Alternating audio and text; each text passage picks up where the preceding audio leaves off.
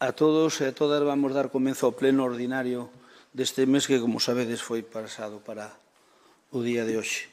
Imos co punto 1, que é a aprobación se procede a acta número 8 da sesión ordinaria celebrada o día 28 de xuño. Algúna aclaración ou algunha cousa que queirades saber? Non habendo ninguna aclaración, pois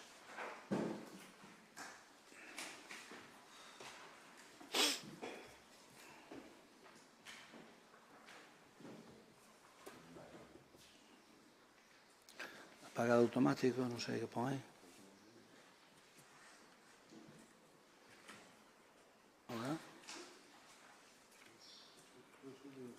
Votamos entón a acta.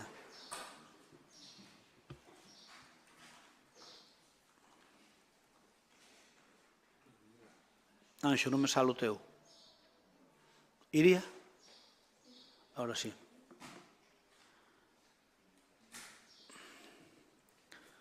Votos emitidos, 21, apróbase por unanimidade. Imos co punto 2.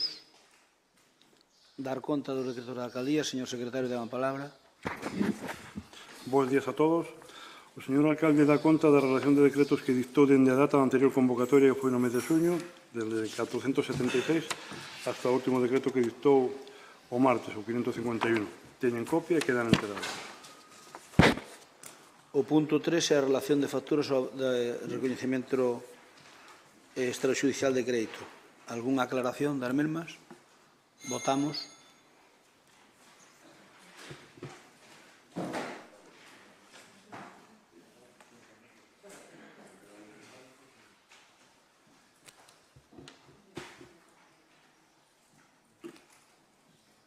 Viz, isto está indo regular, Viz.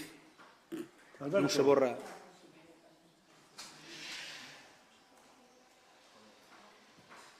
Non se borra, por exemplo, de lle a votar, non sigue o secretario tendo o chirme encendido, non ves, non... Non, pero ten que ser desde aquí. Ben, votos emitidos 21, a favor 12, non hai votos en contra e 9 abstencións. Apróbase por maioría.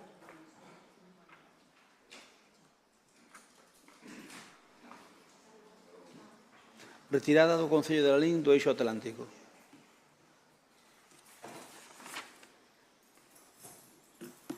O portavoz ten a palabra, Abelino Souto. Bos días a todos. Ben, pois como teremos este expediente para a aprobación, que é a retirada do Concello de Lalín, pois do Eixo Atlántico, do que levamos anos formando, e é que a realidade é que as circunstancias actuais leváronnos a que, bueno, pois a tomar esta decisión que corresponde despois de facer uns análisis dos beneficios que estaba obtendo e se estaban a cumprir os obxectivos cos que no seu momento se adheriu este Concello ao Eixo Atlántico, e pois este equipo de goberno, pois tras avaliar a nosa participación, pois consideramos que agora mesmo traballamos con outras ferramentas que nos están tendo máis beneficio. Por suposto que en ningún momento queremos cuestionar a labor que se realiza por parte do Eixo Atlántico, pero creemos que neste momento temos outras prioridades e creemos que non se cumplen os obxectivos para os que estaba destinado. Tanto é así que poden ver, por exemplo, como nos proxectos europeos, subvencións europeas, que é algo do que se recolle nos obxectivos do Eixo Atlántico, pois estamos traballando e contratando con outras empresas. Por iso, decidimos, como digo, retirar do Eixo Atlántico por non cumprir as expectativas que considera o Goberno que debe cumplir neste caso e, sobre todo, os beneficios que lle debería traer neste caso ás veciños e veciñas de Lalín. Ben, obviamente, decirlles que isto non axudou para nada que o secretario xeral do Eixo Atlántico fixera declaracións atribuíndose o que non lle corresponde, que é o cargo de presidente. Hai o presidente do Eixo Atlántico, que é un cargo político, e hai un secretario xeral que non é cargo político, e que, polo tanto, esas declaracións que se fixeron, ao mellor, non son as máis adecuadas que as faga o Eixo Atlántico, as que queira facer, faltaría máis, pero na palabra do presidente. En todo caso, xa o falamos na comisión informativa, todo o mundo sabedes porque nos imos do eixo atlántico. Turno de intervención. Ten a palabra Paco Hilariño. Ariana.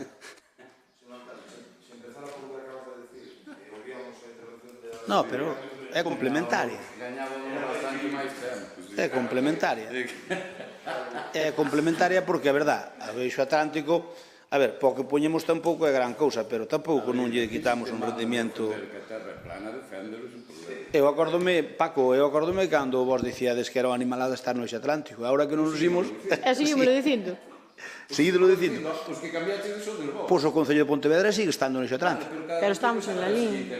Ah, claro. Hasta agora era de ultra defensor. Eu digo o bloque. O mesmo. Claro, seguides pensando o mesmo, pero Pontevedra está no eixo atlántico. Pero somos la LIN, non somos Pontevedra.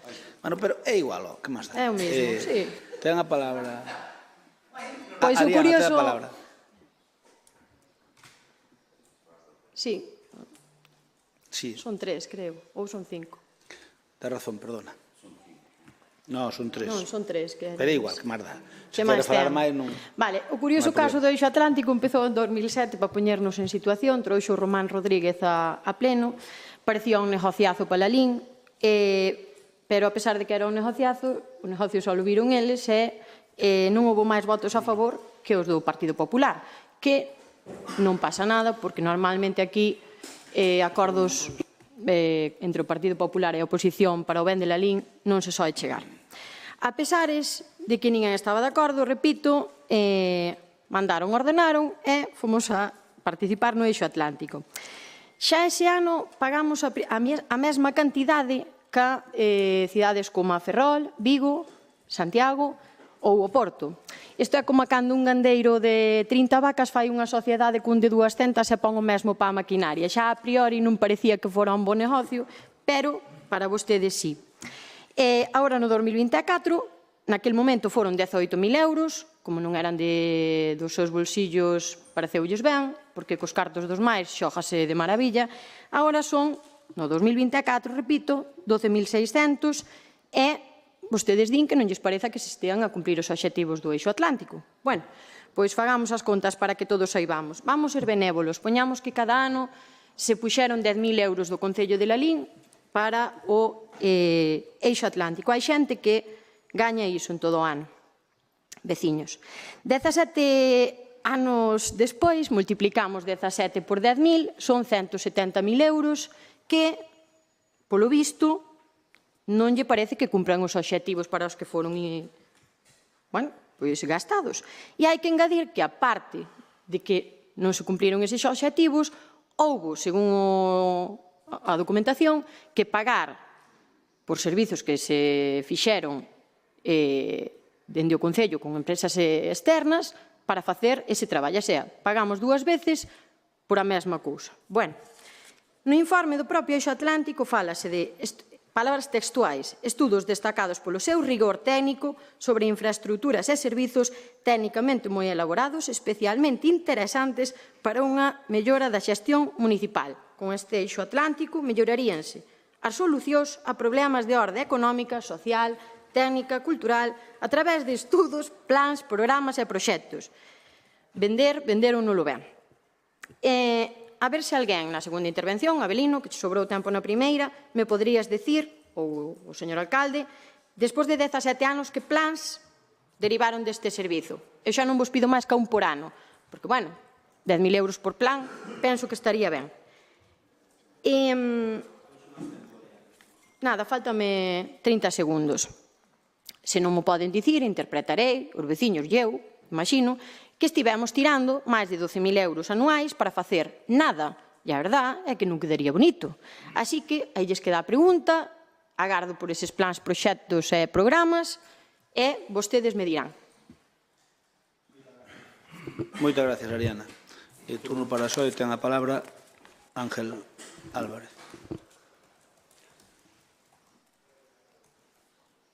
Bueno, bo día, moitas gracias. A ver, a verdade que nós queríamos aquí aclarar e expoñer as razóns polas que Lalín abandona o Eixo Atlántico, pero, bueno, xa o fixo o señor alcalde. Efectivamente, non son as razóns que se relatan no documento que presentaron, o sea, non son certas. Eu dubido que se fixera unha avaliación, eu dubido que vostedes teñan algún informe que certifique a utilidade ou non de estar no Eixo Atlántico. En todo caso, tamén hai que decir que a utilidade de estar no Eixo Atlántico depende bastante do proactivo que sexa os membros. Neste caso, posiblemente, aí este o problema da utilidade que se lle saca ao Eixo Atlántico. A realidade é que Lalín e outros dous concellos gobernados polo Partido Popular van sair deste organismo por unha decisión puramente partidista. Aquí os intereses de Lalín están nun segundo plano, non contan e, desde logo, non lle interesan ao goberno de Lalín.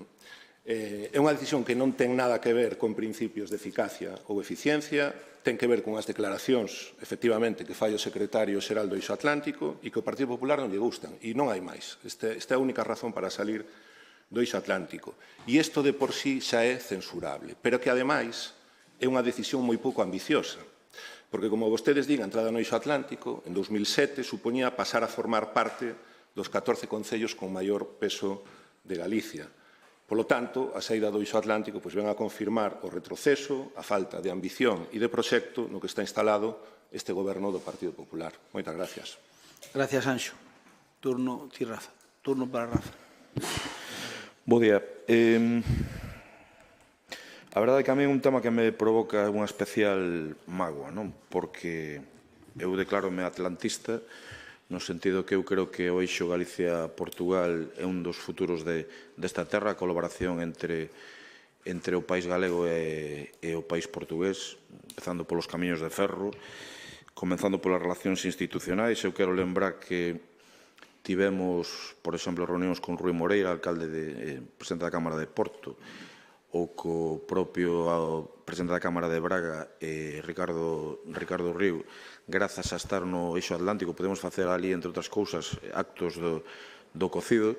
E eu quero dicir que as declaracións de Vázquez Mao, co que teño unha boa relación persoal, igual que me consta que ten José Crespo, foron bastante desafortunadas, porque, eu quero lle lembrar, o BNG seguro que o sabe, fixo unhas declaracións en contra de Altri, nas que cuestionaba o papel do presidente da Xunta en ese sentido, e eu creo que podeste posicionar, lóxicamente, contra algo que non che gusta, pero é pouco afortunado insultar ao presidente da Xunta. Eu creo que non viña a conto, non? Eu creo que foi moi desafortunado o que fixo Vázquez Mao.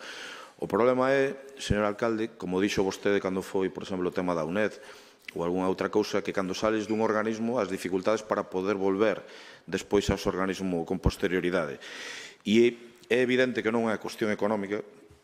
Deso non me van convencer, señor Souto, vostede o sabe, igual que o sei eu, é unha decisión política lexítima, pero mellor o que se tiñan era que sentar a falar co resto de membros do Eixo Atlántico, o resto de concellos, e intentar, por exemplo, que se sustituíse a Vázquez Mao se non están de acordo coas súas declaracións. Pero creo que un dos eixos fundamentales do futuro desta terra é precisamente a colaboración entre Galicia e Portugal, cultural, económica, de infraestructuras, e, polo tanto, quen lles fala que se reivindica unha vez máis como atlantista en nome do seu grupo, non podemos votar a favor da saída e pedimos que se retire este punto na medida do posible para que as cousas se fagan en frío e non en quente, insistindo en que estamos de acordo que Vázquez Mao non estivo afortunado no que fixo, pero eu creo que estamos renunciando a algo con un potencial tremendo que non ten un custe tan elevado. Seguramente estamos gastando en outro tipo de cuestións de ocio moitísimo máis livianas e aquí estamos perdendo unha ferramenta potencial, eu creo que interesante para as próximas décadas. Moitas grazas. Ben, xa o dixeron ustedes, creo que coincidimos todos, é unha decisión política, non é unha decisión fundamentalmente técnica, é unha decisión política que o grupo de goberno que estamos agora, pois tomamos. Ariana, eu que lle pido é que se documente un pouquiño máis cando queira facer afirmacións. Non pagamos todos igual. É tan sencillo como preguntar as cuotas que paga Vigo, as cuotas que paga Lalín e as cuotas que paga Santiago. Por lo tanto, non lle é como vostede di. Pagamos unha cuota razonablemente distinta. E digo eu, Que máis dá? No, que máis dá, non, quero dicir, estou dicindo que non pagamos. Vostede afirmou que pagábamos igual coas grandes, estou dicindo eu que non, vale? Pero que ten que ver para entrar? Vostede dixo que pagábamos igual todos os concellos, é mentira. Pero vamos a ver, eu supoño que cando ti te matriculas dunha cousa, haberá unha matrícula, pero despois non quere dicir que a matrícula sea o de sempre. Vostede o que afirmou aquí que é falso, é que pagábamos todos os concellos iguales. É mentira. A ver, estoulle dicindo, vostede afirmou que pagábamos igual cos concellos grandes. Estou dicindo que non, que minte vostede. Non pagamos todos os concellos igual. Vigo paga máis que Lalín ou Santiago. Creo que hai 2 ou 3 categorías, polo menos, de pago do eixo atlántico. Por lo tanto, o que lle quere corrixir é que está vostede nun erro de que non se lle pagou, non pagamos todos igual. Por lo tanto, pídolle que se documente máis. E logo digo, oiga, si tanto desgracia era para o bloque de Lalín, Paco Vilariño, ese tándem que fan agora Vilariño-Ariana, Ariana-Vilariño, pois digo eu, cando formaba parte do goberno cuatripartito, pudo propoñelo un día salir do eixo atlántico, e non o propuxo. Por lo tanto, non o propuxo, porque o señor Cuíña estaba a favor de estar no eixo atlántico, e vostede non o propuxo. Por lo tanto, non se desgañite tanto que usted nunca houbera querido entrar, pero cando tuvo a sartén polo mango, porque tiña a sartén polo mango, pois non o utilizou. Por lo tanto, menos aspaventos. En todo caso, dicirlle aos señores do PSOE, e máis ao señor Cuíña, e máis aos señores do Bloque, que é unha decisión política que toma o goberno de Lalín neste momento. Noutro momento, quixemos entrar no eixo atlántico, porque nos pareceu interesante, e creo que lle quitamos algún rendemento, houbérame gustado quitarlle máis, pero sí que quitamos rendemento, sin dúbida. Nos quitamos o rendemento por algunha información de algúns proxectos europeos, información que tuvemos, que despois en moitos casos non a podíamos utilizar en Lalín por culpa de que non tiñamos o folle económico necesario, preciso, para poder facerlle frente como tiñan as outras cidades do eixo, porque Lalín é un concello mediano tirando a pequeno, entón, pois, pero sí que tuvemos a información, sí que na internacionalización do cocido sí tuvo o eixo, sí botou unha mao. Eu lembro-me cando fixemos cos 17 concellos que compuñían o eixo atlántico, fixemos actos relacionados ca feira do cocido. Ben, como non escoitan, para que vou a predicar, perder o tempo, non me gusta. Ben, moi ben, vale. No, digo que están, a ver, se non están comentando entre eles, non me deixan nin falar, entón se non me deixan falar, a ver, non me deixan nin falar. Ben, dicíalles que a decisión que tomamos agora é unha decisión de retirarnos do eixo atlántico polas circunstancias que se dan neste momento. Como no seu momento tomamos a decisión de entrar. E sobre o que decía Ariana, a primeira é falsa, a primeira afirmación é falsa, e a segunda tamén é falsa, porque é falso que non lle quitáramos rendimento ao Concello de Lalín ao eixo atlántico. Cando estuvamos loitando pola internacionalización do cocido, hai que ter impactos internacionales, e o eixo atlántico axudounos a telos en 3 ocasións. Por lo tanto, hoxe a Feira do Cocido é internacional e, de alguna maneira, pois, iso é un revulsivo económico para a nosa comarca, non só para Lalín, que a Feira do Cocido sea de interés turístico internacional, pois o eixo atlántico puxo o seu graciño de area. Non foi exclusivamente o eixo atlántico, de acordo, pero puxo o seu graciño de area, que fixemos algúns actos en Portugal, entre eles tamén algún cocido, pero fixemos actos de divulgación en varios concellos que tiñan como yo Penafiel, se mal non recordo, Penafiel, Cabeceiras de Basto, e algún máis, e o Porto, creo, o Porto de Braga. Entón, bueno, pois mire, eses impactos que había aí, pois de algún xeito, pois tamén tuveron. Por lo tanto, non é certo, Ariana, que non lle quitáramos ningún rendimento ao eixo atlántico, que si lle quitamos. Cuantificalo, sempre relativo. Vostedes van de dicir que nos saleu moi caro, e eu podo dicir que nos saleu razonable. Por lo tanto, eu creo que non nos saleu moi caro, e creo que o beneficio que tuvo Lalín ao longo destes anos, porque foi un beneficio razonable. Iso quere dicir que se dan as circunstancias, se deran as circunstancias, no futuro poderemos volver ao eixo atlántico, se a Corporación de Lalín, sexa que sexa o quere, porque supoño que estará aberto. Nós non deixamos quedar mal ali digamos, non temos ningún borrón no que toca a estrutura do eixo atlántico, pero neste momento, pois non se dan as circunstancias, por eso decidimos irnos. Vale, segundo turno. Tes a palabra, Ariana. Paco, tes a palabra. Gusta máis flexibilidade que ten de tempo, non o pido para isto, pido por longo do pleno, non está do seu breve.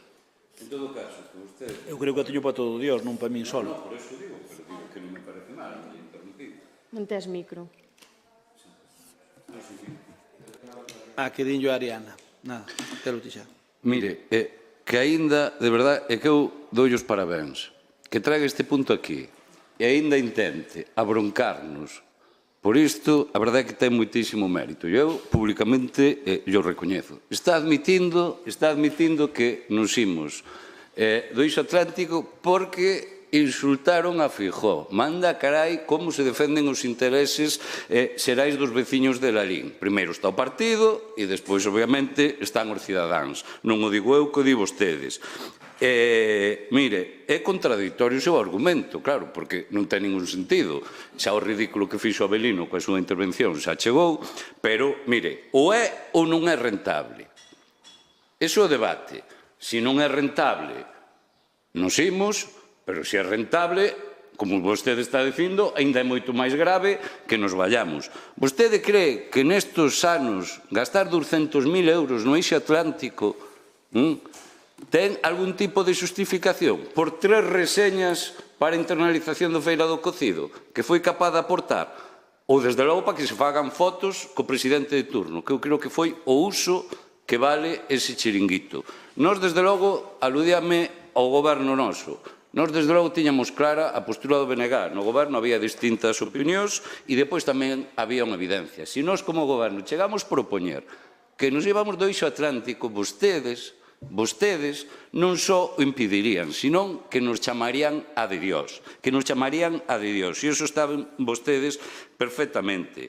Por lo tanto, mire, creo que, está ben xogar a política, pero creo que, desde logo, neste tema debía dar bastante vergonza e para defendelo, porque é un tema exclusivamente que se sinten ofendidos, que o valoran, porque se sinten ofendidos porque se meteron co señor Feijóo, pois creo que, desde logo, o tema é que vostedes terían que valorar. O eixo atlántico é ou non é rentable para os intereses dos veciños? Nós sempre defendimos que non. Non só se ímolos apoiar neste tema porque entendemos que tirar unhos cartos que hai onde metelos moito millor. Pero a nosa é a postura de sempre. A de vostedes é unha postura exclusivamente partidaria. E, de verdade, parabéns, porque, como dixen antes, Avelino, vostedes son capaces de defender aquí que a terra é plana, igual tamén agora o creen que plana.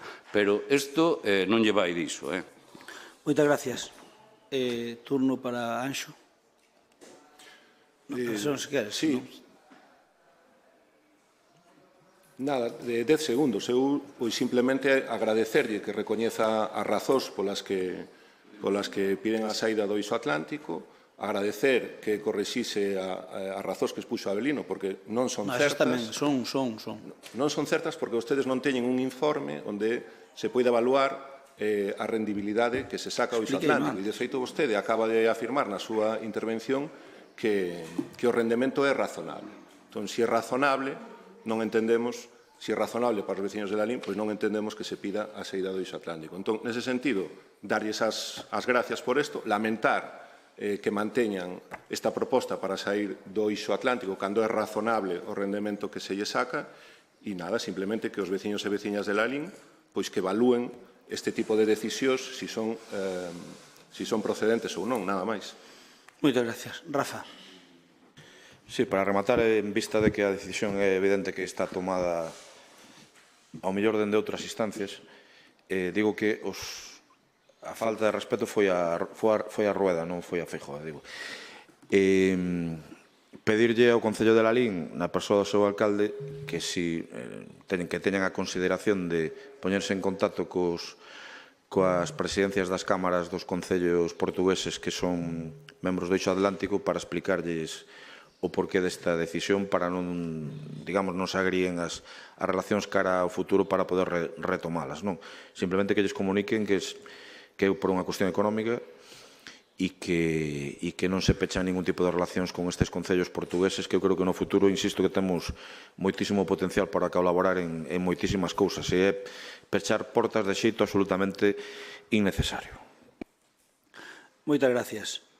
Pois para pechar, decir que nos quedamos ben vistos no eixo atlántico, se algún día se dan as circunstancias adecuadas, a corporación que haxa na LIN pois poderá tomar a decisión de volver ao eixo atlántico. Está legitimada, faltaría máis para eso. Por lo tanto, non é vámonos de aí para sempre, senón vámonos de aí hasta que a corporación de la LIN decida ao contrario. Ben, bueno, sempre cando o eixo atlántico despois nos acete, claro. Quero pensar. Señor Vilariño, que eu saiba, Feijóo non o insultou, pero bueno, se vostede dice que o insultou, pois non se preocupe. Vamos a... Sí. A ver, nós estamos nun organismo, ali figurando, e, sin vir a conto, pois alguén fai unhas manifestacións e non se nos dá unha explicación lóxica. Por eso pasou eso, non pasou por outra cousa, porque a relación co eixo atlántico sempre foi razonablemente boa, pero agora pois non é por ese motivo, punto. Non hai que dar máis voltas. Pasamos a votalo. Nós votamos a favor.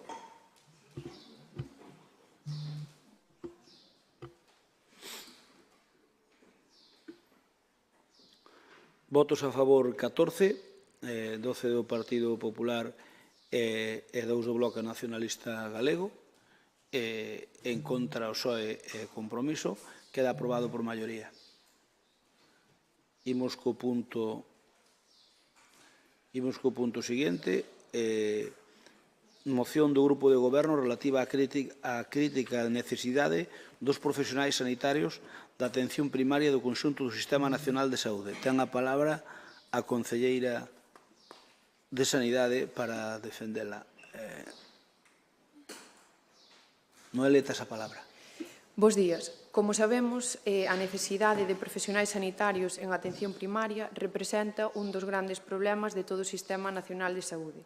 A esta cuestión súmase este ano o feito de que en 2020, debido á pandemia do COVID, os médicos internos residentes incorporáronse no mes de setembro en lugar de maio como é habitual, algo que provocou que 2.224 residentes de Medicina Familiar e Comunitaria de cuarto ano non acabasen aínda a súa formación. Nada máis ser nomeada a ministra de Sanidade, Mónica García, na súa primeira reunión do Consello Interterritorial de Saúde do pasado decembro do 2023, foi alertada polas comunidades autónomas gobernadas polo Partido Popular do problema de falta dos médicos de atención primaria. O pasado 23 de maio, os conselleiros autonómicos de Sanidade de ditas comunidades autónomas solicitaron ao Ministerio de Sanidade a convocatoria urxente dun pleno extraordinario do Sistema Interterritorial do Sistema Nacional de Saúde para abordar de maneira monográfica a necesidade de cubrir a falta de profesionais sanitarios en atención primaria para este verán. Ante a ausencia de propostas concretas por parte da ministra, pediuse públicamente que fixese uso das súas competencias e proporcionase o número de profesionais sanitarios para que o Sistema Nacional de Saúde funcionase de modo correcto. Todos sabemos que a competencia da formación de especialistas é do Ministerio de Sanidade, a responsabilidade de tomar medidas extraordinarias relacionadas coas convocatorias MIR, así como o número de prazas en cada facultade de Medicina, é do Ministerio. Fruto desta inacción, as comunidades autónomas, entre as cales se encontra Galicia, levan meses buscando solucións e facendo propostas para que os 2.200 médicos de familia poidan colaborar na atención de pacientes este verán, de igual maneira que os máis de 8.000 especialistas do resto de disciplinas. O señor Sánchez e a ministra, a que lle cederon a xestión das súas competencias en materia de sanidade, afogarán máis, se cabe, o Sistema Nacional de Saúde ao negarlle os especialistas necesarios que está formando.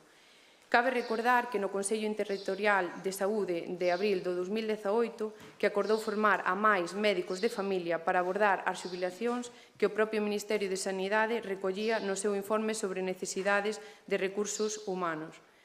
Por iso, ante esta situación, o Concello de Lalín pídelle ao Goberno que traballe desde o cumprimento riguroso da normativa e da repartición de competencias vixentes para materializar con extrema urxencia medidas de utilidade real fronte á crítica de necesidades dos citados profesionais sanitarios que existen na atención primaria do conxunto do Sistema Nacional de Saúde para os meses do verán.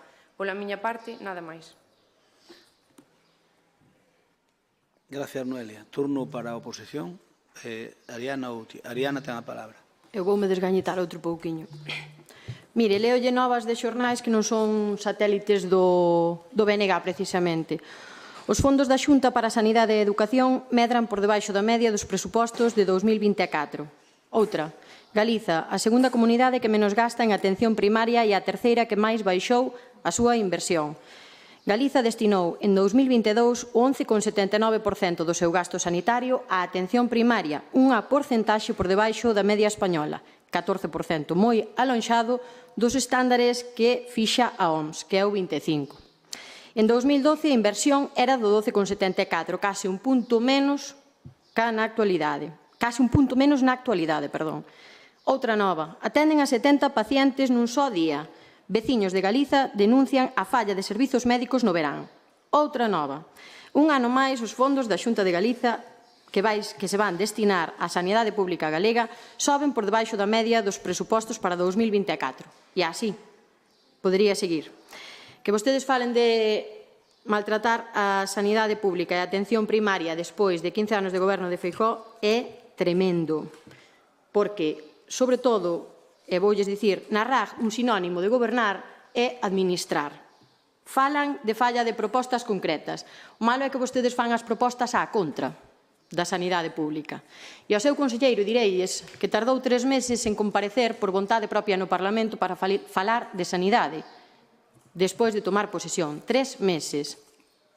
Vostedes culpan dos seus males ao Estado, moi ben, entón voulles facer unhas preguntas a ver se me poden contestar quen ten a culpa dos seguintes feitos. Que os enfermos oncolóxicos teñan as citas de revisión atrasadas meses. Que os profesionais estean ao límite. Que os novos médicos e médicas se vayan de Galiza por ter mellores condicións fora. Que a xente se xubile, penso eu, non é unha sorpresa. Sabíamos que iba a pasar.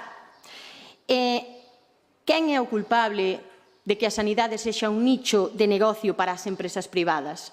Imagino que vostedes non. En 2009, a comparación con 2024, o recorte foi de 2.193.000 euros en recorte en sanidade pública. O orzamento do 25% aconsellado pola OMS aquí queda por debaixo do 11%. A temporalidade e a precariedade de quen é culpa? Sigo preguntando. Que 200 concellos estean sen pediatra, de quen é culpa? Tamén do Estado. Que o noso concello estea sen pediatra polas tardes, de quen é culpa? Chegou o seu conselleiro a botarlle a culpa dos problemas da sanidade, da atención primaria, aos propios doentes, que sei que facían un mal uso dela. Un mal uso.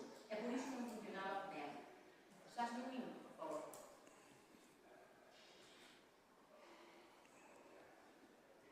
Ata o 2021 non ofertaron todas as prazas de medicina de familia que tiñan homologadas. Pecharon máis de 800 camas este ano. A comparación con 1.654 prazas de sanidade privada que teñen concertado. O 74% das camas da sanidade privada son financiadas con cartos públicos. De quen é a culpa diso? Que haxa 1.431 galegos esperando pola primeira consulta de psiquiatría, de quen é a culpa diso? Que haxa centros de saúde con problemas en todo o país, de quen é a culpa? Que os helicópteros en lugar de 16 horas traballen 12, de quen é a culpa? Vostedes queren que o Ministerio fabrique médicos. Bueno, pois vostedes teñen que empezar a fabricar enfermeiros, persoal administrativo, fisioterapeutas, logopedas, etc. E agora van poñer a traballar aos médicos no verán que estén ali de paso e, aparte diso, van poñer a traballar a persoal que non ten aínda a titulación. Gostaríame saber que pasará cando haxa un problema con ese persoal. Quen se vai facer cargo? Fai 12, 13, 11, 10 anos estaba gobernando no Estado un señor que se chamaba M. Rajoy, Mariano, para que saibades, que non o coñecedes por ese nome. Aquí na Xunta estaba gobernando e recortando Alberto Núñez Feijóo. E aquí no noso Concello gobernaba o noso alcalde, don José Crespo. Los tres soles del Paraguai alineados e non se fixo nada para que a sanidade pública mellorara. Ben, de verdade cree que lle van colar aos veciños que non teñen vostedes nada, absolutamente nada que ver ca situación sanitaria galega? Porque se é así é que de verdade. Vostedes pensan que están legitimados polos votos para facer o que queiran e vostedes están legitimados polos votos para estar sentados aí. Pero eso non lles quita o deber de traballar. Así que empecen. Moitas gracias. Turno para o Partido Socialista. Ten a palabra Alba Forno. Bueno, bo día, antes de nada, a todos e a todas. Un mes máis, pois estamos aquí sentados no pleno ordinario do Concello de Lalín e temos a moción de turno do Partido Popular para atacar ao Goberno Central ou botarlle a culpa de todos os males que asolagan Galicia. Desta volta pola falta de profesionais sanitarios na atención primaria. Eu, a verdade, que creo que é impresionante ver como vostedes se atreven a falar de sanidade pública e do maltrato á mesma. O sea, é algo que na mesma, todo un xunto non é coherente. Din na moción que a competencia de formación de especialistas é do Ministerio, de acordo. Din tamén que a situación e a necesidade dos citados profesionais é crítica, de acordo. Cantas veces dixemos dentro do Partido Socialista que en Lalín as esperas para conseguir citas ou consultas co médico de cabeceira, é dicir, coa atención primaria, superaban os 7, 10 e incluso 15 días. Non fixeron nada. Algo que, por certo, non podemos permitir que pase, pois estaremos asumindo que vamos ter que colapsar as urxencias ou derivarnos á sanidade privada, quen poida facelo. Estou de acordo que hai un problema de falta de profesionais de atención sanitaria da primaria, pero a chave está en saber o porqué. E eu teño claro o porqué. Primeiro, estamos pagando os recortes do PP. Hoxe temos en Galicia 900 profesionais menos na atención primaria que no ano 2009. Rueda e Feijóo daquelas aplaudían os recortes. En 15 anos de goberno en Galicia deixáronse sen convocar 180 plazas MIR de médicos de primaria. Por qué? Vostedes saberán. O Estado habilitaba a posibilidade e cada ano deixábanse sen convocar un 20% das prazas. Ademais, fai anos xa saberían que íbamos ter agora mesmo esta problemática, pois as idades de xubilación, como dixo tamén a compañeira, pois son as que son e non son sorpresa ningunha. E hoxe estamos na problemática que nos dan coberto. No ano 2023 podíanse formar 79 enfermeiros ou enfermeiras especialistas en atención primaria. Sabe cantos convocaron dende o goberno do seu partido? 50. Perdemos 29 enfermeiros ou enfermeiras da primaria que non se van recuperar. E, por suposto, hai outro problema, e é a precariedade laboral a que se enfrontan os sanitarios e sanitarias. Teñen as peores condicións de España, síntense abandonados por un sistema que lle dificulta a carreira profesional e incluso que poidan desenvolver labores de saúde comunitaria, educación ou investigación. Con todo isto, as sabendas de cal é a situación, porque estou convencida de que a propoñente do Partido Popular coñece de primeira man o problema, pois a mí sorpréndeme que veña con esta retrónica a pleno a estas alturas, pedindo, ademais, medidas urxentes para este verán. Este verán, en serio, estamos a piques de comezar o mes de agosto, o mes de xullo xa vai alá, eu creo que chegan tarde ata para a moción. E se falamos da sanidade en Lalín, pois, home, eu creo que moito aquí non poden sacar peito. A estas alturas, ainda non está en funcionamento o CIS, e vostedes un medio minuto máis, por favor. A ver, eu non teño inconveniente en darlle medio minuto, pero se aquí temos un pacto, habrá que cumplilo e deixar para medidas extraordinarias, porque, a ver, eu entendo que nun debate calquera que haxa unha medida extraordinaria, porque senón o que facemos é que pactamos outros tempos e xa está. Pero se temos pactado 5 minutos e 3 minutos, son 5 minutos e 3 minutos, salvo unha causa de alusións ou unha causa pois que este justificada. Senón, se o estamos facendo sistemáticamente xa non vale a pena ter uns tempos. Así que, por favor, ceñidevos o tempo que tedes. Non é tan difícil.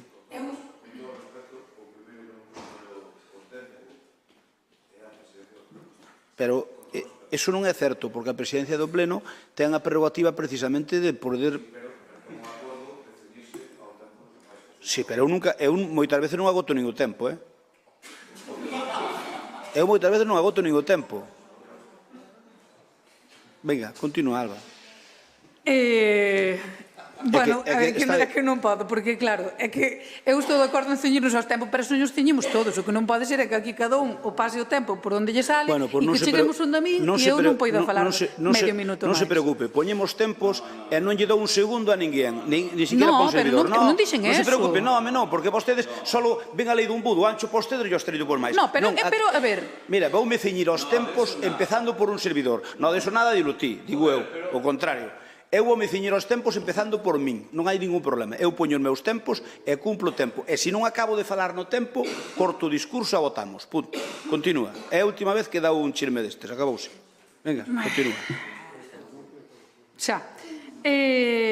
Bueno, dicía que a estas alturas, que falando de sanidade en Lalín, que ainda non temos en funcionamento o CIS, que vostedes xa anunciaban, pois eu creo que fai máis de 2 décadas, a estas alturas tampouco sabemos os servicios e especialidades cos que vamos a contar nese novo centro de saúde.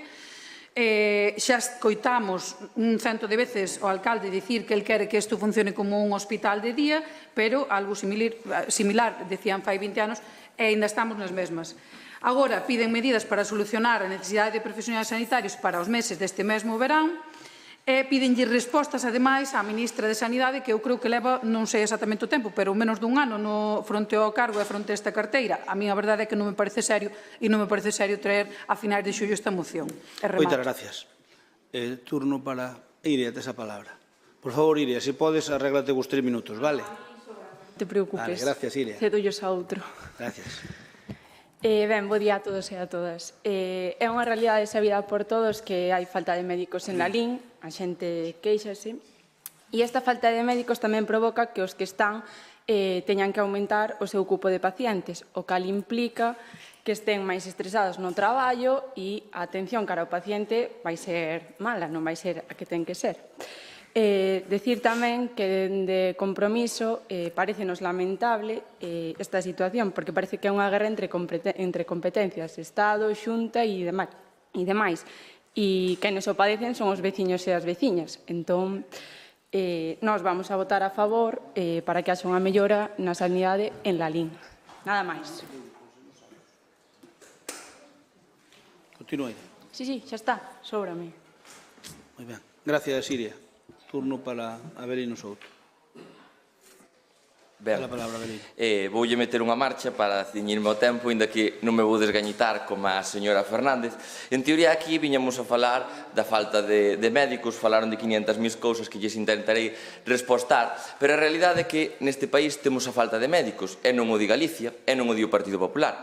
Dio Asturias, que goberna o PSOE, dio os socios do Bloque Nacionalista Galego de Esquerra Republicana de Cataluña, que hasta veñen a Galicia. Mira que mal funcionamos, señora Fernández, que veñen os de Esquerra copiar os modelos dos hospitales de Galicia, que temos a noticia como viñeron ver como funcionábamos en Galicia. Dino eles, dio Coalición Canaria, dio EH Bildu, dio PNV. É un problema a nivel nacional que temos unha falta de médicos, porque se me permiten a expresión, a fábrica de médicos depende do goberno do Estado. Canta xente lle gustaría poder estudiar medicina que a día de hoxe neste país non pode porque non hai plazas. De quen depende iso? Do Ministerio de Sanidade. Falan vostedes de que, señora Fernández, de que vamos a poñer xente a traballar que non está licenciada. Mire, a xente de MIR de cuarto ano, que foi o que propuxo o Partido Popular, si está licenciada e si son médicos, están finalizando as súas prácticas no seu último ano, pero si están perfectamente titulados.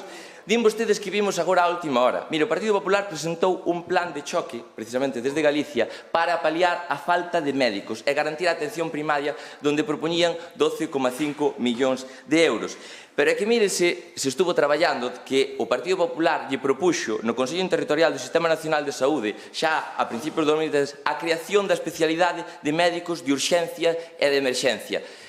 Que vostedes dixeron que sí, pero quedou en nada. A día de hoxe ainda non saleu o Real Decreto. Pero claro, que podemos esperar dunha ministra que sale dicindo, di vostede que leva preto dun ano, que sale dicindo que non ten competencias en sanidade?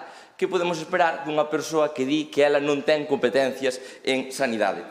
Falan vostedes, señora Fernández, deu 500.000 datos, pero a realidade, vostede vaise a ONS, pero a realidade é que en Galicia temos o mesmo número de pediatras que fai con 30.000 nenos menos e temos o mesmo número de pediatras.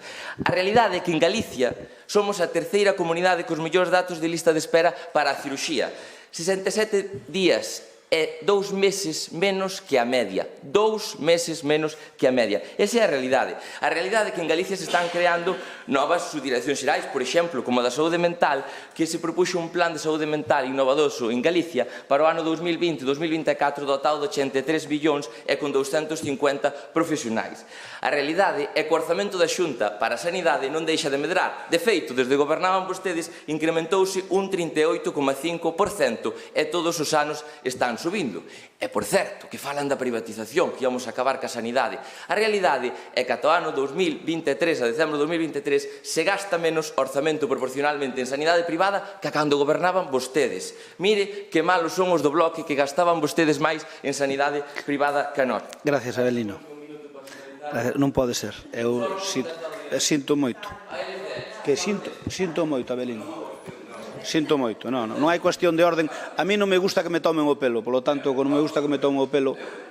Por favor, o pleno estou no dirixindo eu. Dixen que non había tempo para ninguén e non hai para ninguén. Quédame a min 3 minutos para clausurar o punto. Venga. Bueno, estou yo dicindo. A ver, estou dicindo... Estou facendo uso da palabra eu, por favor, non me interrumpa. Non me interrumpa que me está correndo o tempo, non me interrumpa. Aquí hai un reglamento pactado entre todos nós, que hai que cumplilo. Fun flexible cos tempos, hasta que inda por riba de ser super flexible, resulta que nós somos os malos da película. Non, para iso non quero saber nada. Ben, non lle deixo, señor Vilariño, sinto moito, pero aquí temos un reglamento aprobado, vámoslo cumplir todos, empezando por nós. Tiña aquí a Abelino material para poder falar outros 3 minutos. Pero non lle deixo falar porque acordei que non, porque... Pero como non me interesa o debate? O que pasa é que vostedes queren xugar cas cartas cambiadas. Mira, vamos a ver, aquí temos un pacto que a moción ten 5 minutos... Perdón. A ver. Moi ben. O sea, que o pacto é acordar unha cousa e despois non a cumplir. O pacto é ter o pacto era o que acordamos con flexibilidade. Moi ben, ben, e vamos alá. Teño 3 minutos e vounos utilizar única e exclusivamente sempre presentade as que queiras, é dicir, moi ben, vale, pero xa lle digo que ustedes presenten as que queiran e eu terei a facultade. Temos un pacto que eu quero cumplilo. A ver, estoulle dicindo que salvo causa de forza maior non vai haber prórroga dos tempos, punto. E non se dan as circunstancias para que houbera a prórroga dos tempos neste debate en ningún dos casos. En ningún dos casos. Se falaran da moción era suficiente. Ese é o acordo que temos. Se queren vostedes, sentámonos e tomamos outro acordo. E tomamos as mocións proporcionalmente aos partidos políticos e a representación de cada un. Se queren? Sí, claro, pero iso non inventou vostedes. Pero, a ver... Nós temos un acordo que firmamos entre nós os 4 que estamos aquí, entre os 4 partidos políticos que hai aquí, donde, pois se rompe, a la vostede. Aquí hai un pacto firmado polo Bloque, Compromiso, o PSOE e o PP. Se vostedes o queren romper, están no seu dereito. Están no seu dereito. Como que está o rompendo vostede? Bueno, moi ben. De acordo. A ver, de acordo, pois non hai ningún problema, pero si hai problema porque vostedes ainda nos reprochan a nós como se eu falara moito na miña intervención. A ver, cando lle dixen a Alba... Pero non se dan conta que temos un pacto para precisamente os plenos eran agobiantes. Recórdolle porque tomamos o acordo. Tiñamos uns plenos que eran un ladrillazo. E para que os plenos non furan tan agobiantes, decidimos simplificalos, sacrificándonos todos, empezando polo grupo de goberno, que temos unha moción igual co PSOE, que nós con 12 concelleiros temos unha moción igual co PSOE, igual co Bloque que ten 2 concelleiros. Por lo tanto, nós sacrificamos a parte nosa, e chegamos a un acordo de tempos, e chegamos a un acordo para simplificar os plenos. E agora vostedes queren incumplila, fagan o que queiran, pero é o pacto que temos. Se queren que fagamos outro pacto, sentámonos e miramos de fazer outro pacto, non hai problema ningún. Pero o pacto que agora mínimo en vigor é 5 minutos a primeira intervención e 3. Xa en máis dunha ocasión fun inflexible porque a xente abusa dos tempos. Por moi ben, eu empezo por min, non se preocupen. Eu empezo por min e cando terminen os 3 minutos eu paro de falar. Así que, aclarado isto, falamos da moción, que é o que en definitiva nos trae aquí. Ben, mire, o Bloque Nacionalista Galego, nos temas de sanidade, sempre quixo facer gala de que eles son os mellores en sanidade, menos cando gobernaron. Cando estuveron gobernando foron un completo desastre. Pero claro, cando gobernan os outros, queren intentar facer o seu cabalo de batalla co tema sanitario. E mire, algo teremos en contra, pero asegúrolle que nós no noso bagaxe temos moitas máis cousas a favor que en contra no eido da sanidade, porque hoxe temos unha ambulancia funcionando xa de primeira división, como calquer cidade. Hoxe temos un centro para abrir dunha maneira inmediata que seguro que vai a cumprir as expectativas que tiñamos, estou convencido. Vai levar un tempo, xa sei que cando empeza a funcionar non vai estar dotado 100%, pero eu sigo mantendo, a pesar de que o PSOE digo o contrario, que eso ten que terminar funcionando como un hospital de día, que non foi concibido como tal, foi concibido como un CIS, que o que era antes un CAR, un centro de alta resolución. Por lo tanto, a nosa aspiración é que funcione como un hospital de día. Non foi concibido como tal, señora Alba Forno, non foi concibido como un hospital de día, pero a nosa aspiración é esa. E neso imos loitar desde o Partido Popular e con armas e dentes que eu creo que podemos utilizar. E con respecto ao que dice o PSOE, dicirlle, mire, Alba, a ministra de Sanidade é un bluff. Eu creo que poucas veces houve unha ministra de Sanidade tan nefasta. Non ten nin idea do que ten entre maus. Por non saber, non sabe nin as competencias que ten. Porque cando chegou ao Ministerio, douse conta de que moitas competencias están transferidas ás comunidades autónomas. Non o sabía. Vostede quere que se pode nombrar un ministro que non sabe nin siquiera do seu cometido? Home, supónse que se nombrou un ministro ten que vir un pouco ca lección aprendida. E polo menos que viñera aprendida. Mire, eu vin ali, nas comparecencias que fixo no Senado, que se demostraba totalmente que non sabía por onde andaba, porque non sabía que ministerio tiña. Agora que en teoría debe saber de que ministerio teña, nós o que pedimos é que a parte que é competencia do goberno da nación, que permita, nada máis que eso. O resto é problema noso, xa sabemos. Pero, se nós queremos ter máis médicos, temos que contar como mínimo ca colaboración do Estado. En este momento o goberno do PSOE é un goberno que non está facilitando para nada as comunidades autónomas, non a galega, porque se queixan todas, Non pense vostede que se está queixando a galega porque está rexindo o PP, non, é que se queixan as do PSOE, é que se queixa Paje, é que se queixan os de Asturias, queixanse absolutamente todos. Por lo tanto, algo estarán facendo mal e nós queremos que o corrixan, por iso presentamos esta moción. Moitas gracias. Pasamos á votación.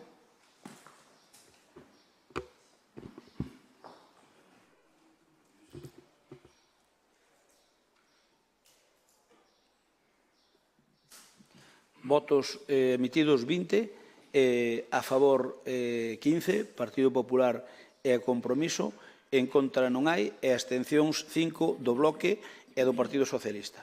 Queda aprobado por maioría. Imos ca seguinte moción. Moción de compromiso por Galicia relativa á organización das festas patronais na honra da Virxen das Dores. Ten a palabra Rafael.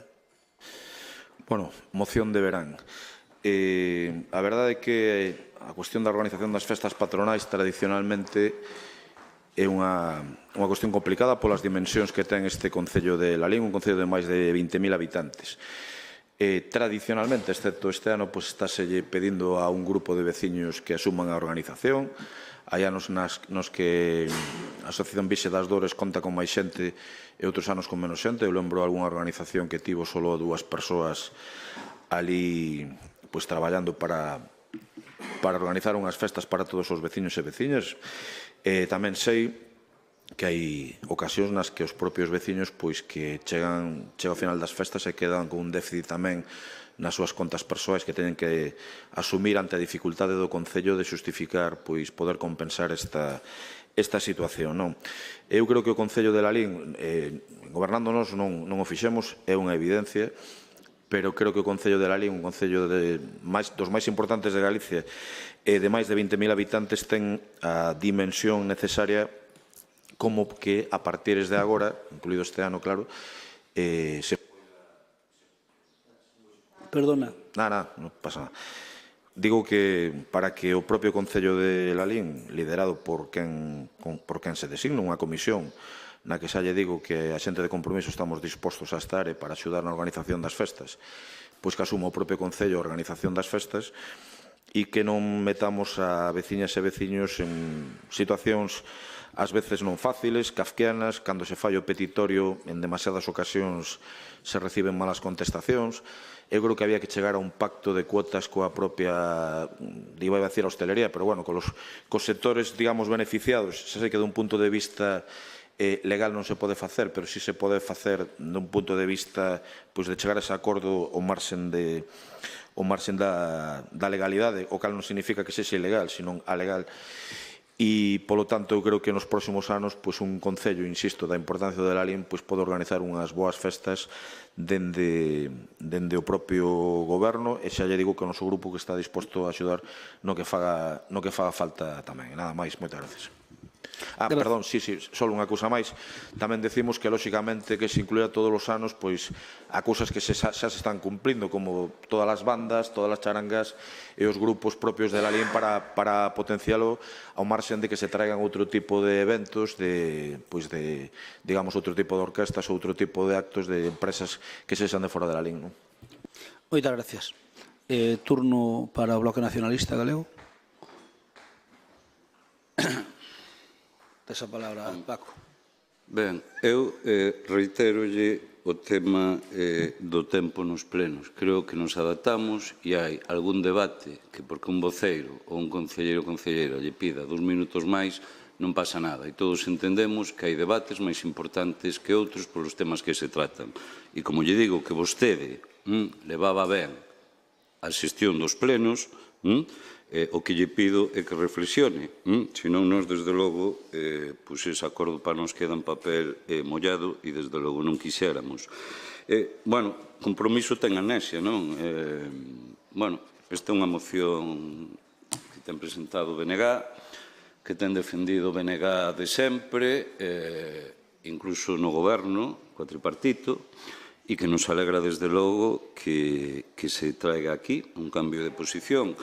Nos entendemos que Lalín precisa, polas súas condicións, precisa pola súa forma de concello e, obviamente, pola súa categoría, non deixar en mans, como decía ben Rafa, de unha comisión que, ao final, porque imos enganar a cidadanía? Son comisións designadas a dedo polo partido que goberna de turno, que lle metes un marrón a esa xente ainda por encima, e que, polo tanto, eu creo, como levamos pedindo moitos anos desde o BNG, que ten que ser o propio Concello quen as organice.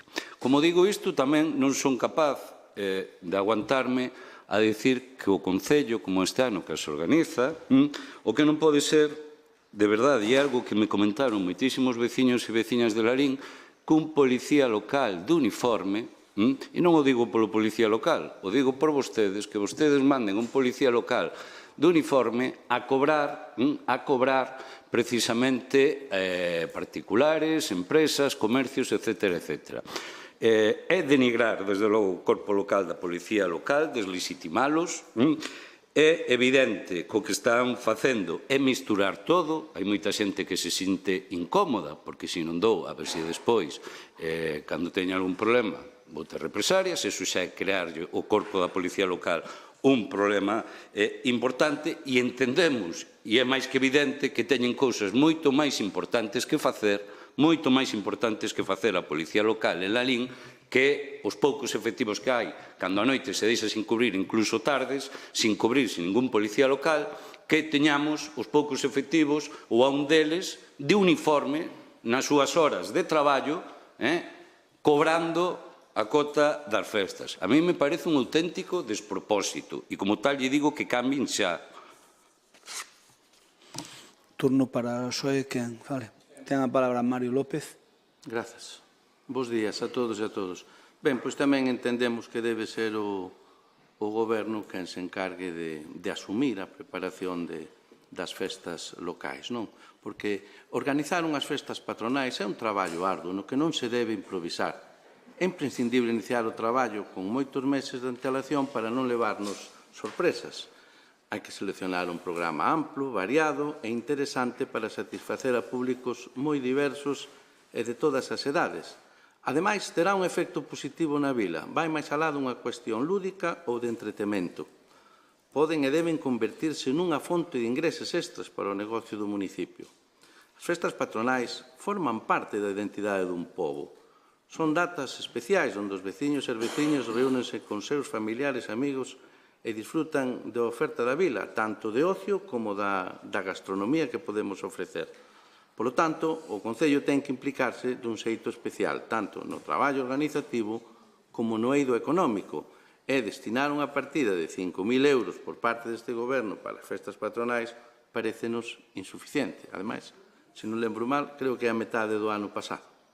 Ben, pois igual que este Goberno se implica na Feira de Cocido, e non o imos criticar por iso, xa que é o evento gastronómico máis importante da nosa vila e incluso va máis alá.